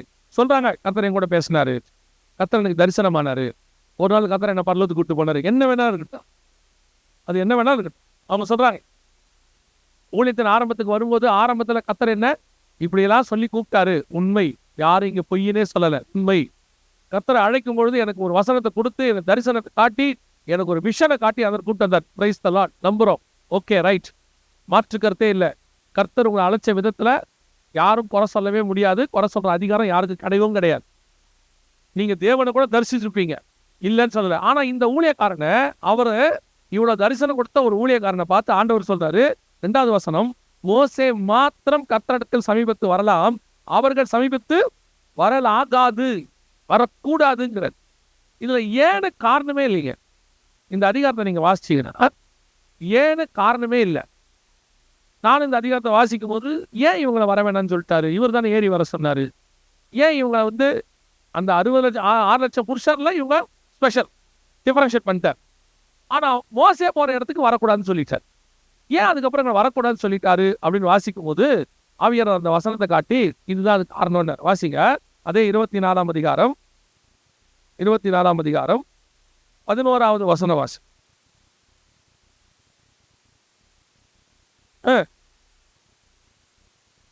கையை நீட்டவில்லை, தேவனை தரிசித்து பின்பு புசித்து குடித்தார்கள். இதான் இருக்கு விஷயமே. இவன் யார் தெரியுமில்ல? விசேஷத்த அழைப்பு இருக்கு, ஸ்பெஷல் காலிங் இருக்கு, விஷன் இருக்கு. ஒரு காலத்துல கர்த்தர் கூப்பிட்டது உண்மைதான், எல்லாம் உண்மைதான். ஆனா இவன் யாருன்னு கேட்டீங்கன்னா, இந்த கீழே உட்கார்ந்து ஒருத்த புசிச்சு குடிச்சிட்டு இருக்கிறான்ல, அவன் என்ன சாப்பிட்றானோ அதை கொண்டாந்து இவன் மேலே சாப்பிடுவான். அவ்வளோதான் வித்தியாசம். அவனுக்கு இவனுக்கு வேற வித்தியாசமே இருக்காது. காலிங்கெல்லாம் இருக்கு. ஆனால் அவன் என்ன விரும்புகிறானோ, விசுவாசி என்ன விரும்புகிறானோ அதான் இவன் விருப்பம். விசுவாசி எதுக்கு பின்னாடி போகிறானோ அதான் இவர் பின்னாடி போவார். அவங்களுக்கு இவனுக்கு எந்த டிஃபரன்ஸ் இருக்காது. ஆனால் கர்த்தர் கூப்பிட்டது உண்மை, கர்த்தர் அழைச்சது உண்மை. ஆனால் இவன் வரும்போதே என்ன பண்ணியிருக்கிறான்? அப்போதான் ஆண்டவர் சொன்னார், இவன் என்ன பண்ணானா, கீழேருந்து மேலே வரும்போதே கீழே இருக்கிற சாப்பாடை கட்டி எடுத்து மேலே எடுத்துக்கிறான். மேலே அவன் என்ன பண்ணியிருக்கான்? சாப்பாடு கட்டிட்டு வந்திருக்கிறான். மோசே சாப்பாடு கண்டு வரல, அவன் உபவாசத்துக்கு மேலே போயிட்டு. புரியுதா உங்களுக்கு? ஒரு குரூப் இருக்கு, ஊழியத்தில் அழைப்பு பெற்றோம், நல்ல அழைப்பு இருக்கு. ஆனா இவனுக்கு இந்த உலகத்தாருக்கு என்னென்ன தாட்டு கீழே இருக்குதோ, என்னென்ன விருப்பம் இருக்கோ, எதுக்கு பின்னாடி ஓடுறாங்களோ அதையெல்லாம் இவன் ஸ்பிரிச்சுவலா செஞ்சுக்கிட்டு. அதுக்கு வேற ஒண்ணுமே இருக்காது. அதுவும் அவங்க செய்யறதான் இவங்க செய்வாங்க. ஏன் விசுவாசி ஒரு தடவை அகஸ்டின் அண்ணனை பார்க்கறதுக்கு அப்பாயின்மெண்ட் கேட்டு போய் பார்த்தேன். பார்க்கும்போது அண்ணன் பேசுகிறேன்னு ஒரு வார்டு சொன்னாங்க, அது மறக்கவே இல்லை இன்ன வரைக்கும் எனக்கு. அவங்க சொன்னாங்க, தம்பி ஜனங்களுக்கு புல்ஃபிட் மேலே இருக்கிற மரியாதை போயிடுச்சுப்பான்னு. ஏன் மரியாதை போச்சு? ஏன் விசுவாசிக்கு புல்ஃபிட் மேலே இருக்கிற மரியாதை போச்சு? ஒரு 40 வருஷத்துக்கு முன்னாடி மேலே நின்று ஊழியக்காரன் பேசினா விசுவாசி பயபக்தியோட உட்காந்து கேட்டுச்சு, தேவ பயம் இருந்துச்சு. அப்படி தேவ பயத்தோட கேட்டவங்க தான் இன்னைக்கு ஊழியக்காரனா மாறி இருக்கிறோம். நம்ம எல்லாரும் நம்ம ஊழியக்காரங்க பேசும்போது நம்ம உட்காந்து அப்படிதான் கேட்டோம். அவங்க பேசுகிற ஒவ்வொரு வார்த்தையும் ஊழியக்காரர் திட்டாருன்னா நாம பயந்துருவோம், ஐயோ அவர் சொல்றாரு. ஆனால் அந்த ஊழியக்காரர் சொல்றதெல்லாம் நடந்துச்சு. கர்த்தர் கனப்படுத்தினார். அந்த ஊழியக்காரன் ஆசீர்வதிச்சா ஆசீர்வாதம், சபிச்சா சாபம். நீ ஆசீர்வதிக்கிறவ ஆசீர்வதிப்பேன், சபிக்கிறவ சபிப்பேன். 40 வருஷத்துக்கு முன்னாடி ஊழியக்காரன் சொன்னது அப்படியே நடந்துச்சு. ஆனா இன்னைக்கு பாருங்க, விசுவாசிக்கு ஊழியக்காரன் மேல பயமே இல்லை. அது பேசிக்கிட்டே உட்கார்ந்துருக்கு. காரணம் என்னன்னா, இன்னைக்கு நம்ம மேல அவனுக்கு பயம் இல்லை. நம்ம பயம் நம்மளும் கூடுமான வரைக்கும் சொல்லியெல்லாம் பார்க்குறோம். என்ன சொல்றது தெரியுமா? ஊழியக்காரனுக்கு விரோதமாக பேசினா கர்த்தர் உன்னை நொறுக்குவார், அடிப்பார், குத்துவார். அவன் பார்க்குறான், ரைட்டு பார்த்துக்கலாம். உங்களுக்கு நீங்க யாரெல்லாம் உருப்பட மாட்டான்னு சொல்றீங்களோ, அடுத்த 6 மாசத்துல கார் வாங்கிட்டு உங்ககிட்ட ஜோம் பண்ண சொல்றான். அசல் நீங்க தான் ஜோம். நமக்கு இல்லடா இவன் நம்ம சொல்ல மேலே போயிட்டே இருக்கிறாங்க. கர்த்தர் பாருங்க, அவனை உங்களை பேசுறதுக்கு நியாயம் இருக்கிறான், அது வேற விஷயம், அது பண்ணிட்டு போட்டோம். ஆனா ஏன் புல்பிட்டு மேல மரியாதை போயிடுச்சு அப்படின்னா, விசுவாசி உட்காந்து பார்த்துட்டே இருக்கு. அவன் என்ன ஆண்டவர் சொல்றாரு, அவன் சொல்லுகிறபடி செய்யுங்கள், அவன் செய்கிறபடி செய்யாதிருங்கள். விசுவாசிக்கு நம்ம பிரசங்கம் மட்டும் முக்கியம் இல்லை, நம்மளுடைய ஆக்டிவிட்டீஸும் முக்கியம். அவன் நம்மளையும் பார்க்குறான். பேசுகிறபடி பாஸ்டர் இருக்காரா, பேசுகிறபடி பிரதர் இருக்காரா, பேசுகிறபடி ப்ராஃபட் இருக்கிறாரா, அவர் தேய்ச்சி தாங்க ஆள் ஒன்றும் இல்லை. அவன் பார்க்குறான் எல்லாத்தையும். நீங்கள் அவனை ஏமாத்தலாம் முடியாது தெரியுமா? முந்தி மாதிரிலாம் கிடையாது விசுவாசி. ஒரு 10 வருஷம் ஆன விசுவாசி தெரியுமா, அவர் பின்னாடி தான் உட்காந்துருப்பார், முன்னாடி உட்கார மாட்டார். பார்த்துருக்கீங்களா? அவருக்கு நம்ம பசங்க அவருக்கு பழகி போச்சு. அவர் பின்னாடி உட்காந்து சொல்கிறாரு, பாஸ்டரை பற்றி சொல்லுவார் பாரு, நம்மளும் கரெக்டாக அவர்தான் சொல்லு. அவன் பந்தயம் கட்டுறான், பச்சியா நான் சொன்ன மாதிரி சொன்னார் பத்தியா, என்னடா இவ்வளோ கரெக்டாக சொல்கிறேன், அவர் அத்தனை சொல்லுவார் 10 வருஷமா. எந்த மாற்றமும் இல்லை. அவன் உட்காந்து கேட்டுக்கிட்டே இருக்கான், நம்மளை கேட்டுக்கிட்டே இருக்கான். இப்போ நம்ம இல்லாட்டி நம்மளை மாதிரி அவன் பிரசவமே பண்ணிடுவான் தெரியுமா உங்களுக்கு? இன்னும் சொன்னாக்கா நம்மளோட நல்லா பண்ணிடுவான். இதான் நடந்துட்டு இருக்குது இன்னைக்கு. அப்போ விசுவாசிக்கு இங்கே புல்பீட்டு மேலே ஒரு பயம் வரணும். அந்த பயம் நீங்கள் சொல்கிறதால வரக்கூடாது. ஆண்டவர்ல குத்த போறாரு, நொறுக்க போறாரு, அதில் வரக்கூடாது. உன்னை பார்த்தாலே ஒரு ஸ்பிரிச்சுவல் பயம் ஒன்று வரணும். அந்த பயம் எலியாவை பார்த்தால் ஆகாபுக்கு இருந்துச்சு. அந்த பயம் ஏரோதுக்கு யோவான் ஸ்நானகன் மேல இருந்துச்சு. அந்த பயம் ஜனங்களுக்கு அப்போஸ்தலர்கள் மேல இருந்துச்சு. அந்த பயம் அத்தனை பேருக்கும் இயேசு கிறிஸ்து மேல இருந்துச்சு. அந்த பயம் உங்க மேலேயும் என் மேலேயும் வரணும். யாரா பேசினா ஏதாவது நடக்கும்டா, இந்த ஆளு கூட கர்த்தர் இருக்கிறாரு, இந்த ஆளுக்கு பேசினா கர்த்தர் பறிச்சு பேசுவாரு. எங்கேயோ ஏதோ ஒரு இடத்துல ஆரோனும் மிரியாமும் பேசிக்கிட்டு இருக்கிறாங்க. வாலண்டியரா போய் ஆண்டவர் கேட்கிறாரு, எப்படி மோசே மேல நீங்க பேசுவீங்க? இந்த விஷயம் யாருக்கு தெரியாது, மோசேக்கே தெரியாது. இவரு போய் கேட்கிறாரு, அது எப்படி என் தாசன் மேல நீங்க பேசுவீங்க? அந்த மாதிரி உங்க மேல என் மேல ஒரு பொசசிவா மாறணும். அப்படி மாறினாதான் உங்க மேல விசுவாசிக்கு பயம் வரும்.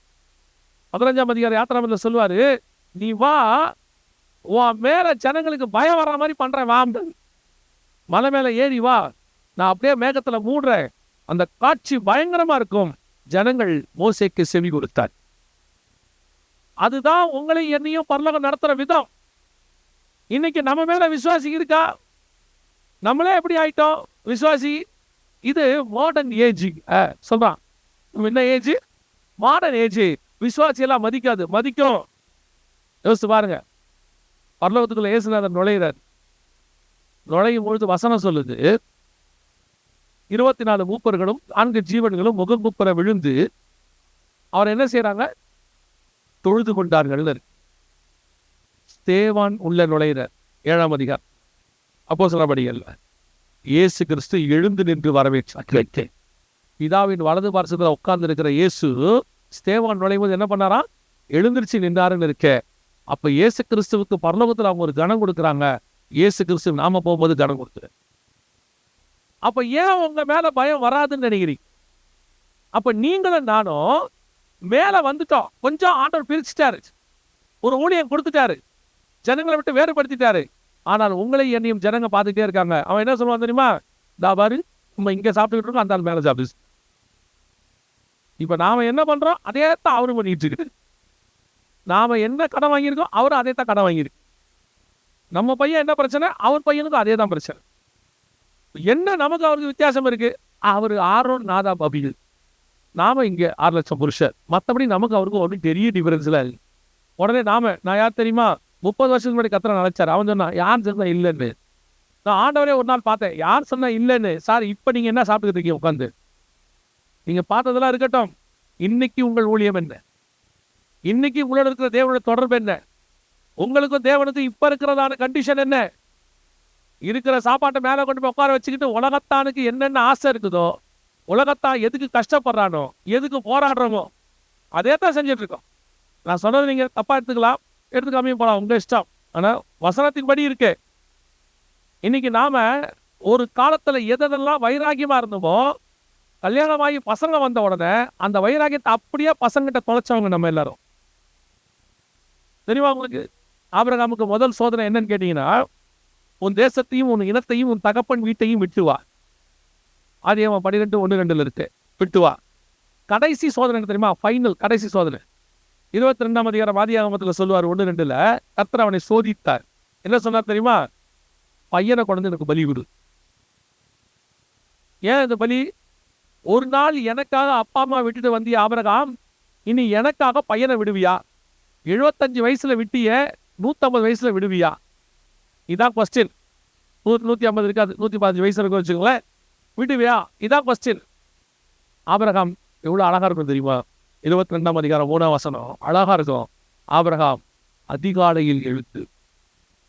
அவரோட அர்த்தம் என்னன்னா, நைட்டு கேட்கிறாரு. ஆபிரகாம் தாமதிக்கவே இல்லை, இம்மிடியட்டா அதிகாலையில் எழுந்துச்சு, வாடா போலாம். எங்கப்பா போறோம்? நீ வா, நான் சொல்றேன், வா போலாம். 3 நாள் பிரயாணம். கொண்டு போய் கை காலை கட்டி கத்தியை வாங்கிட்டான். என்ன ஆபிரகாம், எங்க அப்பாவை விடும்போது இருந்த வைராகியத்தை விட இப்ப நான் இன்னும் உண்மையில் அதிக வைராகியமாயிருந்தேன். அதான் ஊழியத்தினுடைய வளர்ச்சி, அதுதான் ஆவிக்குரிய வளர்ச்சி. அன்னைக்கு எங்க அப்பா விட்டு வர சொன்ன போது நான் யோசிச்சேன். ஒரு தடவைக்கு 2 தடவை ஆண்டவர் சொன்னாரு வா வான்னு. ஆனா பையனை விட சொல்லும் போது நான் யோசிக்கவே இல்லை. வாடா போலாம், கிளம்பலாம். ஏன்? அன்னைக்கு என்னை நடத்தின தேவனானவர் இன்னைக்கும் நடத்துகிறார். இன்னைக்கு ஊழியம் எங்க ஃபெயிலியர் ஆகும் போது தெரியுமா? ஆரம்பத்துல பயங்கரமான வைராக்கியம், அப்பா விட்டோம், அம்மா விட்டோம், நாட்டை விட்டோம், எதை வேணாலும் விட ரெடி ஆண்டவருக்காக. அதை பார்த்து தான் ஆண்டவரை மெச்சி போய் நமக்கு ஊழியத்தை கையில் கொடுத்தார். எனக்காக எவ்வளோ செய்கிறானே. ஒரு நாள் வந்தது, எதெல்லாம் தியாகம் பண்ணி வந்ததோ அதை அப்படியே தூக்கி பசங்க அடுத்த ஜென்ரேஷன் வரும்போது, இப்போ சொல்றேன், உங்க பிள்ளைகளுக்கு கர்த்தர் அழைப்பு வச்சிருந்தால் கொடுங்க, வேணான்னு சொல்ல. ஆனா அழைப்பு இல்லை, எந்த காலிங்கும் கிடையாது, எந்த விதமான டேலண்ட்டும் கிடையாது. அப்புறம் என்ன, எதுக்காக? ஏய், நாளைக்கு நீ தாண்டா ஒடிசை பார்க்கணும். இல்லை, நான் வந்து படிக்க போறேன், சும்மா வாய முடி. இத்தனை வருஷம் கஷ்டப்பட்டு சேர்த்துருந்தோம், இங்கே வேலைக்கு போகலாம், மரியாதையை பைபிள் காலேஜுக்கு பா. எனக்கு இஷ்டம் இல்லைப்பா. உனக்கு யாரா கேட்டா, நாளைக்கு யாரா இதெல்லாம் பார்க்கறது? இத்தனை ஆத்மா சேர்த்து வச்சிருக்கேன், இவ்வளோ சொத்து வாங்கி வச்சிருக்கிறேன், நீ ஒன்றும் பண்ண வேண்டாம், உட்காந்துக்கடா. யாருப்பா பார்த்துப்பா? என் அசிஸ்டன்ட் 4 பேர் இருக்கு, அவன் உனக்கு அசிஸ்டன்ட், உனக்கும் அவன் அசிஸ்டன்ட் அந்த கடைசி வரைக்கும். அவன்லாம் தனியாக ஒழித்து விட மாட்டேன், டோன்ட் வரி. எனக்கு அசிஸ்டண்டா இருக்கும், உனக்கும் அசிஸ்டன்ட் தான் கடைசி வரைக்கும். இதான் இன்னைக்கு நிலைமை. அவனுக்கு அழைப்பு இருக்கா இல்லையா, திருப்பி சொல்ல, இருந்தா கொடுத்துருங்க, மாற்று கருத்தே கிடையாது. அவனுக்கு அழைப்பு இருக்கு, கர்த்தர் கூப்பிட்டாரு, அவன் வந்து சொல்றான், அப்பா எனக்கு ஆண்டவர் சொல்றாருப்பான்னு நீங்க சொல்லாதீங்க.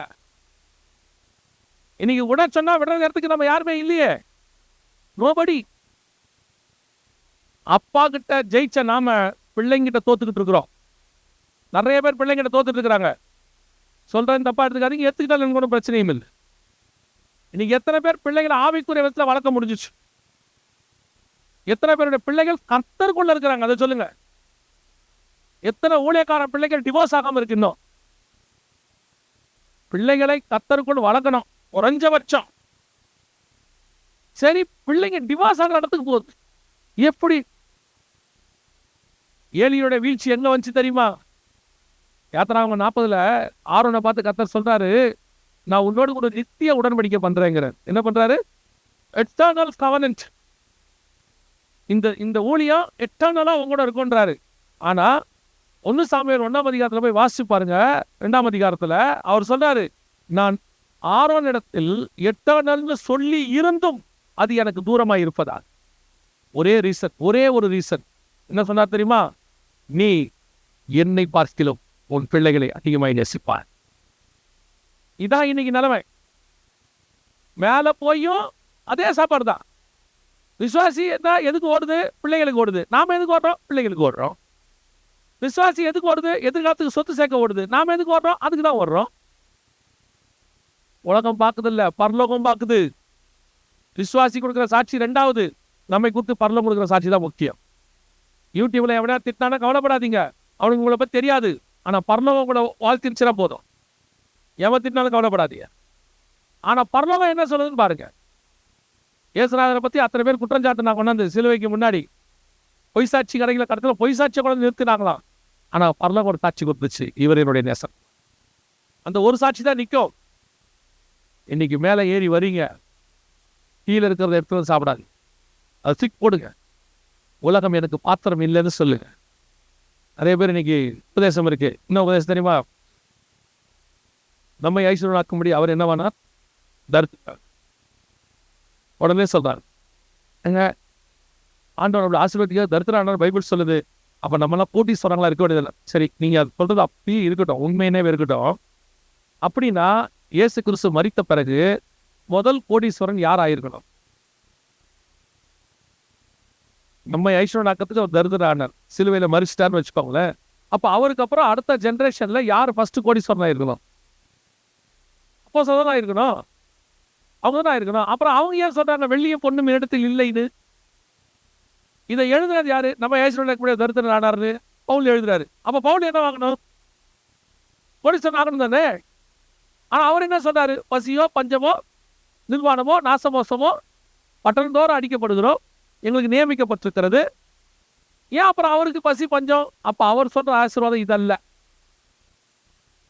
நம்ம என்ன பண்றோம் தெரியுமா? இந்த வசனத்தை கையில வச்சுக்கிட்டு கடைசி காலத்துல இந்த செழிப்பின் உபதேசம் ஒன்று வந்திருக்கு இல்லையா, ப்ராஸ்பரிட்டி டாக்டர்னு, அது என்ன பண்ணுது?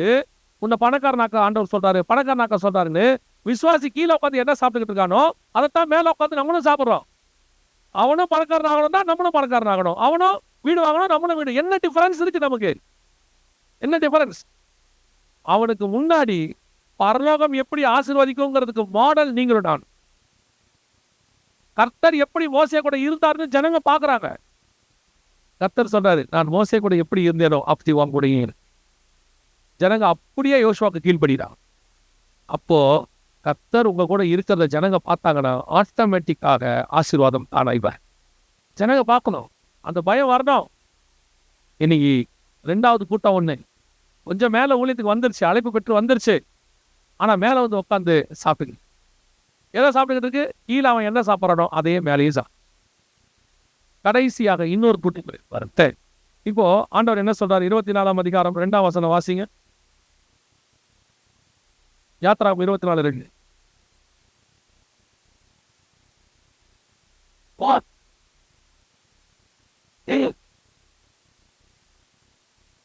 யார் மட்டும் வரணும்? என்ன எல்லாம் அமைதியாயிட்டீங்க? சுகம் வருதா? முடிச்சிடலாமா? முடிச்சிடலாமா? போலாமா? லைவ்ல போது சீக்கிரம் சொல்லு.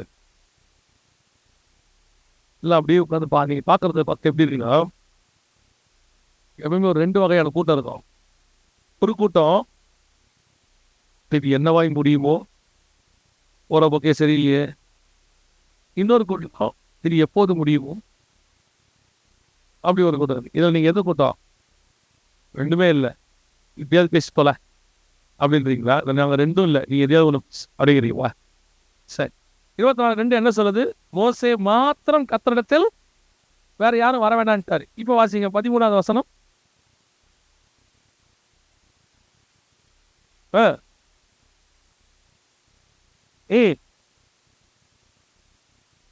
இதாங்க கர்த்தர் யார் மட்டும் வர சொன்னாரு? மற்றவங்களை என்ன சொன்னாரு? வர வேண்டான்ட்டாரு. ஆனா மோசே போகும்போது யாரை கூட்டிட்டு போறாரு? 14வது வசனம்.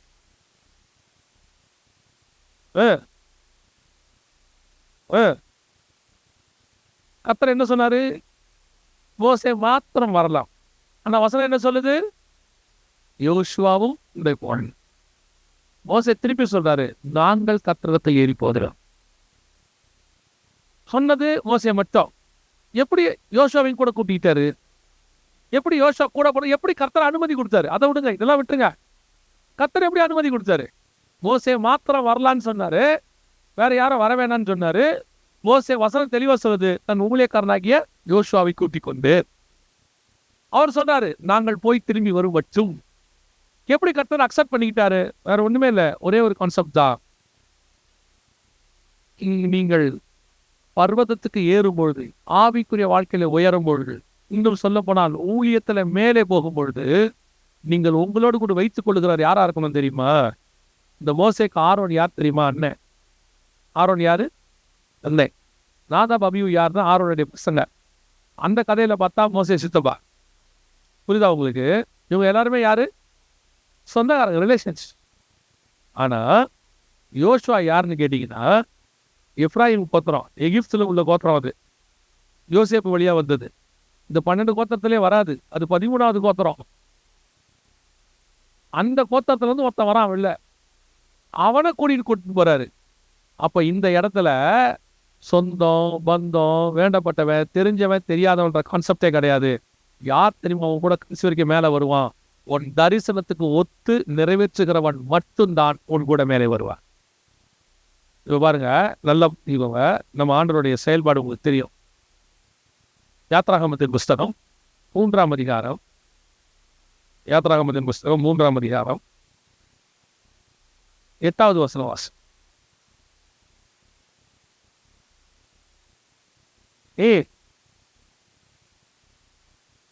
நல்லா கவனிங்க. ஆண்டவர் சொல்றாரு, இந்த வசனத்தில் ஆண்டவர் சொல்றாரு 2 காரியம். ஒன்று, அவர்களை எகிப்திலிருந்து விடுதலையாக்கும். 2வது, அவர்களை பாலும் தேனும் ஓடுகிற தேசத்துல கொண்டு போய் என்ன பண்ண போறேன்? சேர்க்க போறேன். 2 வேலைக்கு இறங்கி இருக்கிறேன்னு சொல்றார். நல்லா புரிஞ்சுக்கோங்க, 2 வேலைக்கு இறங்கி இருக்கேன்னு சொல்றார். ஒன்று, அவர்களை எகிப்தியர் கைக்கு விடுதலையாக்கவும். இன்னொன்று, பாலும் தேனும் ஓடுகிற தேசத்துல கொண்டு போய் சேர்க்கவும் இறங்கினேன். 10வது வசனம் வாசிங்க. 10.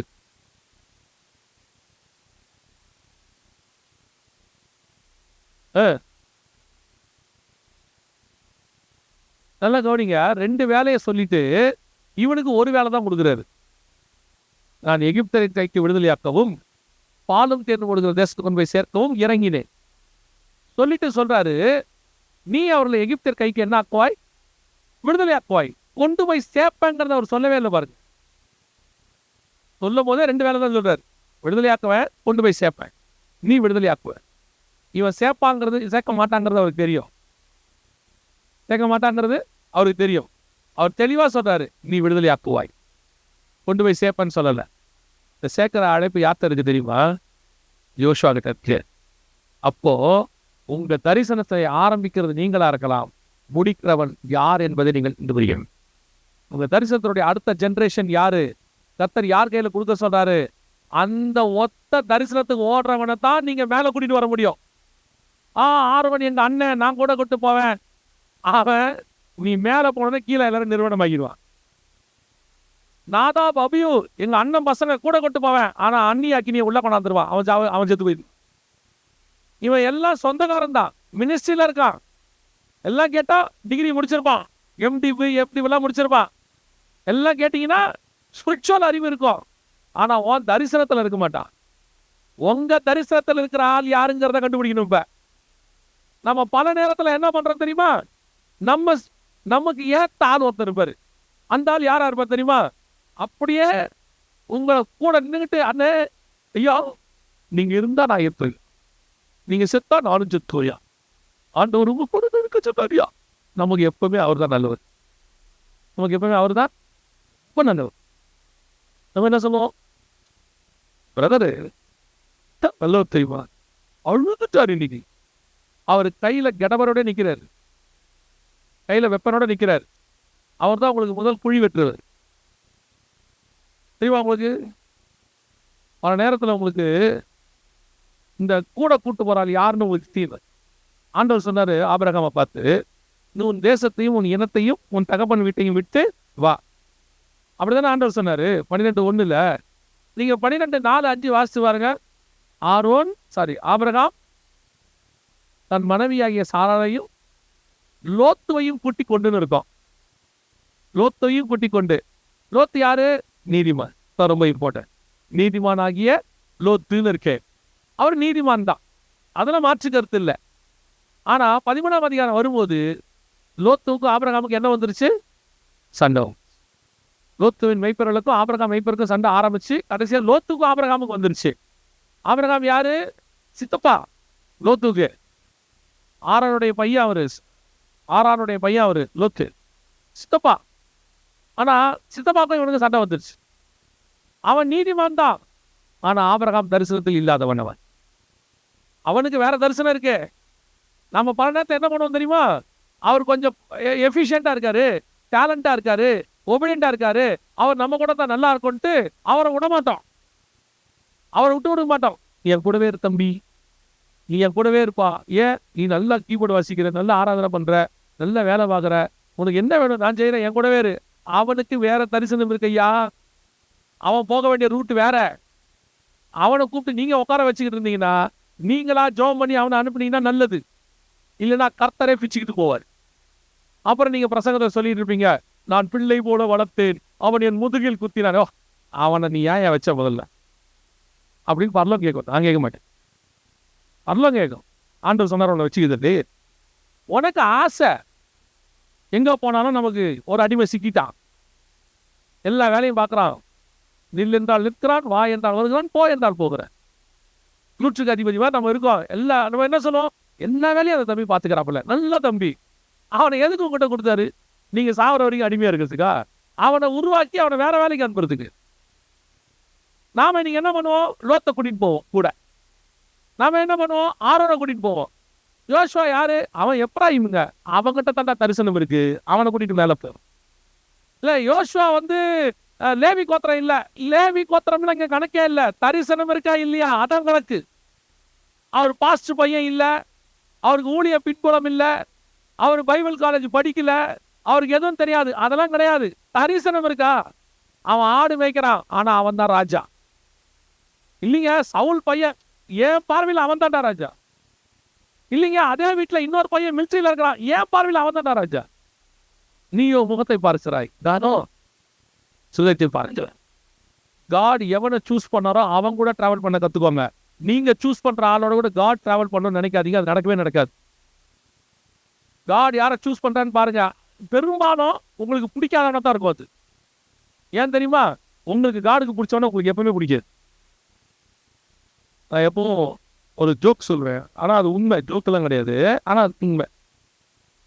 பொதுவாக இந்த பாஸ்டர் வீட்டில் மனைவி இருக்காங்களா, பாஸ்டர்மா இருக்காங்கள, அவங்களுக்கு வந்து ஒரு கெப்பாசிட்டி. என்ன கெப்பாசிட்டி தெரியுமா? பாஸ்டர் பொதுவாக யாரையாவது வீட்டுக்கு கூப்பிட்டு வந்தோடனே அந்த பாஸ்டர்மா வந்து அவரை பார்ப்பாங்க. ஒரு தடவை தீர்த்து வந்தாங்க, ஒரு தடவை தான் பார்ப்போம். பார்த்துட்டு உள்ளே போயிட்டு இவரை கூப்பிடுவாங்க, எப்பா கொஞ்சம் இங்கே வாங்க அப்படி. அப்படி அவங்க கூப்பிட்டுட்டாங்கன்னா வந்தவங்க ஃபெயில்னு இருக்கும். சொல்கிறேன், வந்தவங்க ஃபெயில். எப்படி ஃபெயில்னு கேட்குறீங்களா? உள்ளே போகணும்னு கேட்பாங்க. யார் இருந்தாலும் பார்த்தாலே சரியும் ஏற்றுட்டு வந்துங்க. இவர் இன்னைக்கு சும்மா ரேரி, எப்போ பார்த்தாலும் எல்லாரையும் குறைப்பு. அவர் எவ்வளோ நல்லவர் தெரியுமா, எவ்வளோ கஷ்டப்படுறது தெரியுமா? நம்ம சொல்லுவோம் வேணாம், சொல்கிறேன், இதே மாதிரி வருஷத்துக்கு 2 திட்டத்தை ஏமாந்துட்டு இருக்கீங்க நீங்கள். இது இந்த வருஷம் கோட்டா. எப்போ பார்த்தாலும் யாரையும் குறை சொல்லிட்டு இருக்க தெரியுமா? நீ முதல்ல காத்தி போடுங்க, போய் காமி போ, விரட்டிட்டு வெளியே வருவேன். ஒன்றும் இல்லை, ஒன்றும் இல்லை, சும்மா தக்கு உட்காந்து. கரெக்டாக ஒரு 6 மாதம் வீட்டில் அப்படி கணத்தில் கை வச்சு உட்காந்து கஷ்டமாக கேட்பாங்க, என்னாச்சு? ஒன்றும் இல்லைங்க, தெரியாது, முகத்தை பார்த்தாலே தெரியலையா என்னாச்சு? அன்னைக்கு ஒருத்தர் வந்தார் இல்லைம்மா, அவர் நல்லவர் இல்லை. இவரால் வெளியே போய் சொல்ல முடியாது, சொன்னால் கொஞ்சம் அவமானமாக இருக்கும். இந்த அம்மாவுக்கு தான் சொல்லி ஆகணும், வேறு வழியும் கிடையாதுன்னு வச்சுக்கோங்களே. அடுத்து அந்த அம்மா ஒரு கேள்வி கேட்பாங்க, எவ்வளோ போச்சு? அதுலேயும் விட்டு கொடுக்க மாட்டார். நமக்கு கொஞ்சமாக தான் போச்சு, நம்ம அந்த சர்ச் பாஸ்டர் அவருக்கு ரொம்ப போயிடுச்சு. இவர் ஏமாந்துட்டாரு. அதுலேயும் இவர் வந்து கொஞ்சமாக ஏமாளி, அவர் பெரிய ஏமாளி. எனக்கு அதில் ஆச்சரியம் என்னன்னா, இந்த பாஸ்டர் நான் பார்த்தோன்னே உள்ள கூட்டு சொன்னாங்களா, இருந்தாலும் சரியில்லைன்னு. எப்படி கண்டுபிடிச்சாங்க? நான் சொல்றது புரியுதா? அந்த கெப்பாசிட்டி எங்கள் அம்மாவுக்கு ரொம்ப உண்டு. நான் யாரையாவது வீட்டுக்கு கூப்பிட்டு வந்தேன்னா, யாரா இருந்தாலும் அப்படின்பா, போ நீங்கள் சும்மா ஊழியக்காரன் அப்படி பேசாதீங்க, அப்படின்னா அவன் என்னவோ பண்ண போகிறான், பேக்காரப்பில் இருந்துட்டு. நான் நம்பவே மாட்டேன். ஒருத்தரை பற்றி சொன்னாங்க, இந்த மாதிரி வேலை முடிஞ்ச பிறகு அந்த ஆள் அன்னைக்கு உங்கள்கிட்ட பேசிட்டா பெரிய விஷயம்தான், மறுநாள் கூட உங்கள்கிட்ட பேச மாட்டாங்க. நிச்சயமாகவே 5 மணிக்கு வேலை முடிச்சு 7 மணில இருந்தாலும் என்கிட்ட பேசவே இல்லை இன்ன வரைக்கும். நான் ஆச்சரியப்படுவேன், எப்படி இது வந்து பெரும்பாலும் சகோதரிகளால் மட்டும்தான் கண்டுபிடிக்க முடியும். அப்புறம் தான் எனக்கு ஆவியான உணர்த்துறேன். ஏன் கண்டுபிடிக்கிறாங்கன்னா, அவங்க ஏதேனில் ஒரு தடவை பாம்பை பார்த்துட்டாங்க. அதுக்கப்புறம் எது வந்தாலும் அவங்க பாம்பா தான் பார்ப்பாங்க, இது பாம்பா இருக்குமோ. ஏன்னா அவங்க ஜீன்லேயே அது கலந்துருச்சு. ஒரு தடவை பாம்பு ஏமாத்திருச்சா, அதுக்கப்புறம் எதை பார்த்தாலும் அவங்களுக்கு பாம்பா தான் தெரியுது. ஐயோ இது பாம்பா இருக்குமோ, இது வேற ஏமாலியா இருக்குது, பேசிக்கிட்டு இருக்குது, ஐயோ சோத்திராண்டவரே. புரியுதா அவங்களுக்கு? பல நேரத்தில் நமக்கு யாரை கூட பழகணும், யாரை கூட்டிகிட்டு போகணும் நமக்கு தெரியாது. குறிப்பாக ஊழியக்காரனுக்கு தெரியாது. ஊழியக்காரனை பொறுத்த வரைக்கும் கையில் பைபிளோட ஒருத்தர் நான் தான் ஏமாந்துடுவார், முடிச்சு ஆழத்தான். உடனே ஊர்லேருந்து யாராவது ஃபோன் பண்ணுவாங்க, ஐயோ இங்கே ரொம்ப கஷ்டப்பட்டுக்கிட்டு இருக்கிறோம், உடனே இடம் வாங்க பணத்தை அனுப்பிச்சி விட்டுறது. அப்புறம் ஃபோன் பண்ணால் ஃபோனே இருக்காது. ஊரை போய் தென்னா இருந்தாலும் ஊர் அந்த ஊர்லேயே இருக்க மாட்டார். நிறைய எவ்வளோ பேர் ஏமாறுறாங்கன்றீங்க, எவ்வளோ ஏமாறாங்க? ஏன் ஏமாறுறீங்க? நான் தான் சொல்ல வரேன். உங்களுக்கு ஒத்த தரிசனம் உள்ளவன் எத்தனை பேர் இருக்கான்? அவனை நீங்கள் நம்புறீங்களா? அவங்க கூட நீங்கள் ட்ராவல் பண்ணுறீங்களா? நான் ஒரே ஒரு விஷயத்த சொல்லிட்டு முடிச்சிடறேன், கவனிங்க. எங்கள் கூட உண்மையாக தரிசனம் இந்த ட்ராவல் பண்ணுறான்ல, அவன் உங்களை ரொம்ப போடலாம் மாட்டான் தெரியுமா? மோசே ஆசாரிப்பு கூடாரத்தை விட்டு வீட்டுக்கு போயிடுவார். யோசுவா என்ற வாலிபனும் ஆசாரிப்பு கூடாரத்திலேயே தங்கி இருப்பார். அவன் உங்கள் பின்னாடியேலாம் வரமாட்டான். உங்களுக்கு எப்படி இருக்கும் தெரியுமா? எங்கே நீங்கள் போனாலும் அண்ணன் வரார் வழி விடுங்க, அண்ணன் வரார் லீவ் விடுங்க, ஐயா வரார் லீவ் விடுங்கன்னு சொல்கிற ஆள் தான் உங்களுக்கு நல்ல ஆள் இல்லையா? நமக்கு எப்பவுமே எப்படின்னு தெரியுமா? இந்த முகத்துக்கு முன்னாடி சர்ச்சில் கூட நீங்கள் பார்த்துருக்கீங்களா, சிலர்லாம் உண்மையிலே வேலை செய்வான், நீங்கள் இருந்தாலும் இல்லாட்டியும் அவங்க எல்லாம் பண்ணுவாங்க. சிலர் உட்காந்தா இருப்பான், உங்கள் கார் சவுண்டு கேட்டவுடனே கிடுக்கிட்டுன்னு எடுத்து மாப்பை கையில் வச்சுருப்பான். நம்ம யாரை நம்புவோம்? இந்த பிறகு பாருங்க எப்படி போடுறாருங்க. அவன் ஏற்கனவே ஒருத்தர் நல்ல வேலை முடிச்சுட்டு அவன் சும்மா உட்காந்துருப்பார். அவரை நம்ம என்ன சொல்லுவோம்? அவர் சும்மா உட்காந்துருக்காரு, இந்த பிரதர் தான், இவன் நம்மளை பார்த்து கையில் மாப்பிடு, அவன் நம்ம இருந்தாலும் இல்லாட்டியும் வேலை பார்க்கணும். இதை நீங்க பார்த்து டிசைட் பண்ணக்கூடாது, ஆவியில டிசைட், பொருட்களை டிசைட் பண்ணணும். அதனாலதான் பாருங்க, கர்த்தர் யாரையும் கூட்டிட்டு வர வேணாங்கிறாரு. மோசே சொல்றாரு, நானும் யோசுவாவும் போவோம். ஏன்னா மோசேக்கு தெரியும், என் தரிசனத்தினுடைய அடுத்த பகுதிக்கு இவங்க என்னதான். கர்த்தருக்கும் தெரியும் அந்த தரிசனத்து அடுத்த பகுதி இவங்க என்னதான். இப்ப எதுவுமே நடக்கல. இதெல்லாம் நடக்கிறது எங்க தெரியுமா? 24ஆம் அதிகாரத்துல, 32ஆம் அதிகாரத்துல தான் கண்ணுக்குட்டி வருது. என்னாகமத்துல தான் யோசுவா போய் என்ன பண்றாரு? கானானை பார்த்துட்டு வராரு. இதெல்லாம் பின்னாடி நடக்கிற சம்பவம். ஆனா முன்னாடியே ஃபர்ஸ்டே 24ஆம் அதிகாரத்திலேயே மலைக்கு போகும்போது யோசுவா கூட்டு போயிட்டார் கூட. என்ன பேசிஸ், என்ன அடிப்படையில? யோசுவா போய் அமலேக்கரோட இன்னும் சண்டை போடல. யோசுவா கானானு கூட போயிட்டு வந்து நற்சாட்சி இன்னும் கொடுக்கல. இதெல்லாம் பின்னாடி நடக்கிற சம்பவம். ஆனா முன்னாடியே மோசே சொல்றாரு, யோசுவா கூட வா, நம்ம மேல போலாமா. இப்போ யோசிச்சு பாருங்க, யோசுவாவும் மோசையும் மேல போறாங்க. 40 நாள் உபவாசம் இருக்காங்க. கீழே இருந்து சாப்பாடு கொண்டு போல, எதுவும் செய்யல. இவனுடைய ஒரே நோக்கம் என்ன தெரியுமா? தரிசனத்தை நிறைவேற்றும். அவன் தான் மலை உச்சிக்கு போவான், அவன் தான் கடைசி வரைக்கும் போவான். இந்த 2 பேர் தான் கானானுக்கு போனாங்க, தெரியுமா உங்களுக்கு? இந்த 2 பேர் கானானுக்கு இல்லைங்க. மோசே போல, மோசே ஆவியில வந்துட்டார் உள்ள. மதுரமலையில் இயேசுவோட வந்து உட்காந்து பேசிட்டார். யோசுவா மாம்சத்தில் வந்து பேசாரு. இந்த 2 பேருமே கானானுக்குள்ள போயிட்டான் பாருங்க. அவரோட அர்த்தம் என்ன தெரியுமா? அவன் ஆவியில போனா, இவன் மாம்சத்துல போனான். ஆனா ஒண்ணு, 2 பேரும் மலை உச்சிக்கு, மலை உச்சிக்கு போகிறவர்கள் கானானுக்குள்ளே பிரவேசிப்பார். நீங்க கீழே உட்காந்து சாப்பிட்ற போட்டுமா, இல்ல மேல உட்காந்து சாப்பிட்ற போட்டுமா, இல்ல மலை உச்சிக்கு உங்க ஆவிக்குரிய வாழ்க்கையில ஊழியத்தோட தரிசனத்தை நிறைவேற்ற கூட்டுறமான்னு பார்க்கணும். ஊழியம் வேலை அல்ல. எனக்கு ஒரு வேலை கொடுத்தாரு, 58 வயசு வரைக்கும் செஞ்சேன், அப்புறம் ரிட்டையர் ஆயிட்டேன், இன்னொருத்தர்கிட்ட கொடுத்தேன். இந்த தரிசனம் இருக்குல்ல, தரிசனம் நீங்க சாகிற வரைக்கும் உங்களை விட்டு போகாது. நீங்க நிறைவேற்றிட்டீங்கன்னா அதுக்கப்புறம் உங்களுக்கு இங்க வேலையே கிடையாது. கர்த்தர் தூக்கிட்டு மேலே போயிடுவாரு. வேலை முடிஞ்சோன்னா கர்த்தர் என்ன பண்ணிடுவாரு? மேலே கூட்டு போயிடுவாரு. அதுக்கப்புறம் என்ன இருக்கு? 33 வயசுல இயேசு வேலையை முடிச்சாரு, மேலே போயிட்டார். வாலிப பிராயத்துல ஸ்தேவான் வேலையை முடிச்சாரு, போயிட்டாரு. ஆனா யோவான் 90 வயசுல வேலையை முடிச்சார், 96 வயசுல போயிட்டார். ஒவ்வொருத்தருக்கும் ஒவ்வொரு தரிசனம் வச்சிருக்கிறாரு, நிறைவேற்ற வேண்டிய நேரம் வச்சிருக்கிறாரு. அதை நிறைவேற்றி முடிக்கும் போது கர்த்தர் உங்களை எண்ணி மேலே கூடி, அது வரைக்கும் தரிசனத்தை தான் ஓடணும். நீங்க மற்றவங்கள மாதிரி உட்காந்து சாப்பிடலான்னு நினைச்சீங்க, கதை முடிஞ்சிடும். ஏலி 1ஆம் அதிகாரத்துல ஆசனத்தில் உட்கார்ந்தார்னு இருக்கு, 3ஆம் அதிகாரத்துல படுத்திருந்தார்னு இருக்கு, 4ஆம் அதிகாரத்துல மல்லாக்க விழுது செத்தார்னு இருக்கு. ஏன் தெரியுமா? வசனம் சொல்லுது, ஆசாரிய கூடத்துல உட்காரக்கூடாதுங்க. எப்போ அவன் உட்கார்ந்தானோ அடுத்து படுப்பான், எப்போ படுத்தானோ அவன் பேர். உங்களுக்கு எனக்கு ஒரு தரிசனம் இருக்கு, அந்த தரிசனம் உங்களுக்கு என்னையும் உட்கார விடார். நல்ல போராட்டத்தை போராடினேன், ஓட்டத்தை முடிச்சேன். I want to finish. இது முதல் கொண்டு எனக்கு ஜீவிதம் நினைக்க. திருப்பியும் சொல்றேன், ஊழியக்காரன் என்பது, ஊழியம் என்பது வேலையல். ஊழியம் என்பது பரலோகத்தினுடையதான திட்டம். அதில் நீங்களும் நானும் இருக்கிறோம். அதை ஓடி முடிச்சு போய் பரலோகத்தில் உட்கார்ந்துறேன். சும்மா 58 வரைக்கும் வேலை பார்த்தேன், அது அந்த வேலை பார்த்ததுக்கு ஆண்டவர் எனக்கு ஒரு ஆசீர்வாதம் கொடுத்தாரு, அதுக்கப்புறம் சாதனை வரைக்கும் நிம்மதியா இருப்பேன் அப்படின்னா நீங்க உலக வேலையை மேலே வந்து சாப்பிட கூட்டம். உங்களை ஆண்டவர் வேணாம்னு சொல்றது இல்லை, சரி சாப்பிட்டுக்கோ, அந்த லிமிட்டோட இரு, அதுக்கு மேலே வராது. ஆனால் நான் வெளிப்பாடுகளை வைத்திருக்கேன், ஆனந்துக்குள்ளே போகிறத வச்சிருக்கிறேன்.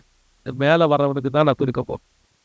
அந்த கீழே சாப்பிட்ற கூட்டமாகவும் இருக்கலாம், மேலே வந்து ஒரு லெவலுக்கு மேலே உட்காந்து சாப்பிட்ற கூட்டமாகவும் இருக்கலாம். இல்லை, பரலோகராஜன் புசிக்கும் பிடிப்பும் அல்ல, நான் மலை உச்சிக்கு போகிறேன், நான் தேவனுடைய தரிசனத்தை நிறைவேற்ற போகிறேன்னா அதுக்கேற்ற மாதிரி உங்களை பயன்படுத்த வல்லமை ஒழித்தாய். அல்லேலூயா. இதில் நீங்கள் எந்த கேட்டகரியில் இருக்கிறதுங்கிறத நீங்கள் செக் பண்ணிட்டோம். நாம் ஜெபிக்க போகிறோம்.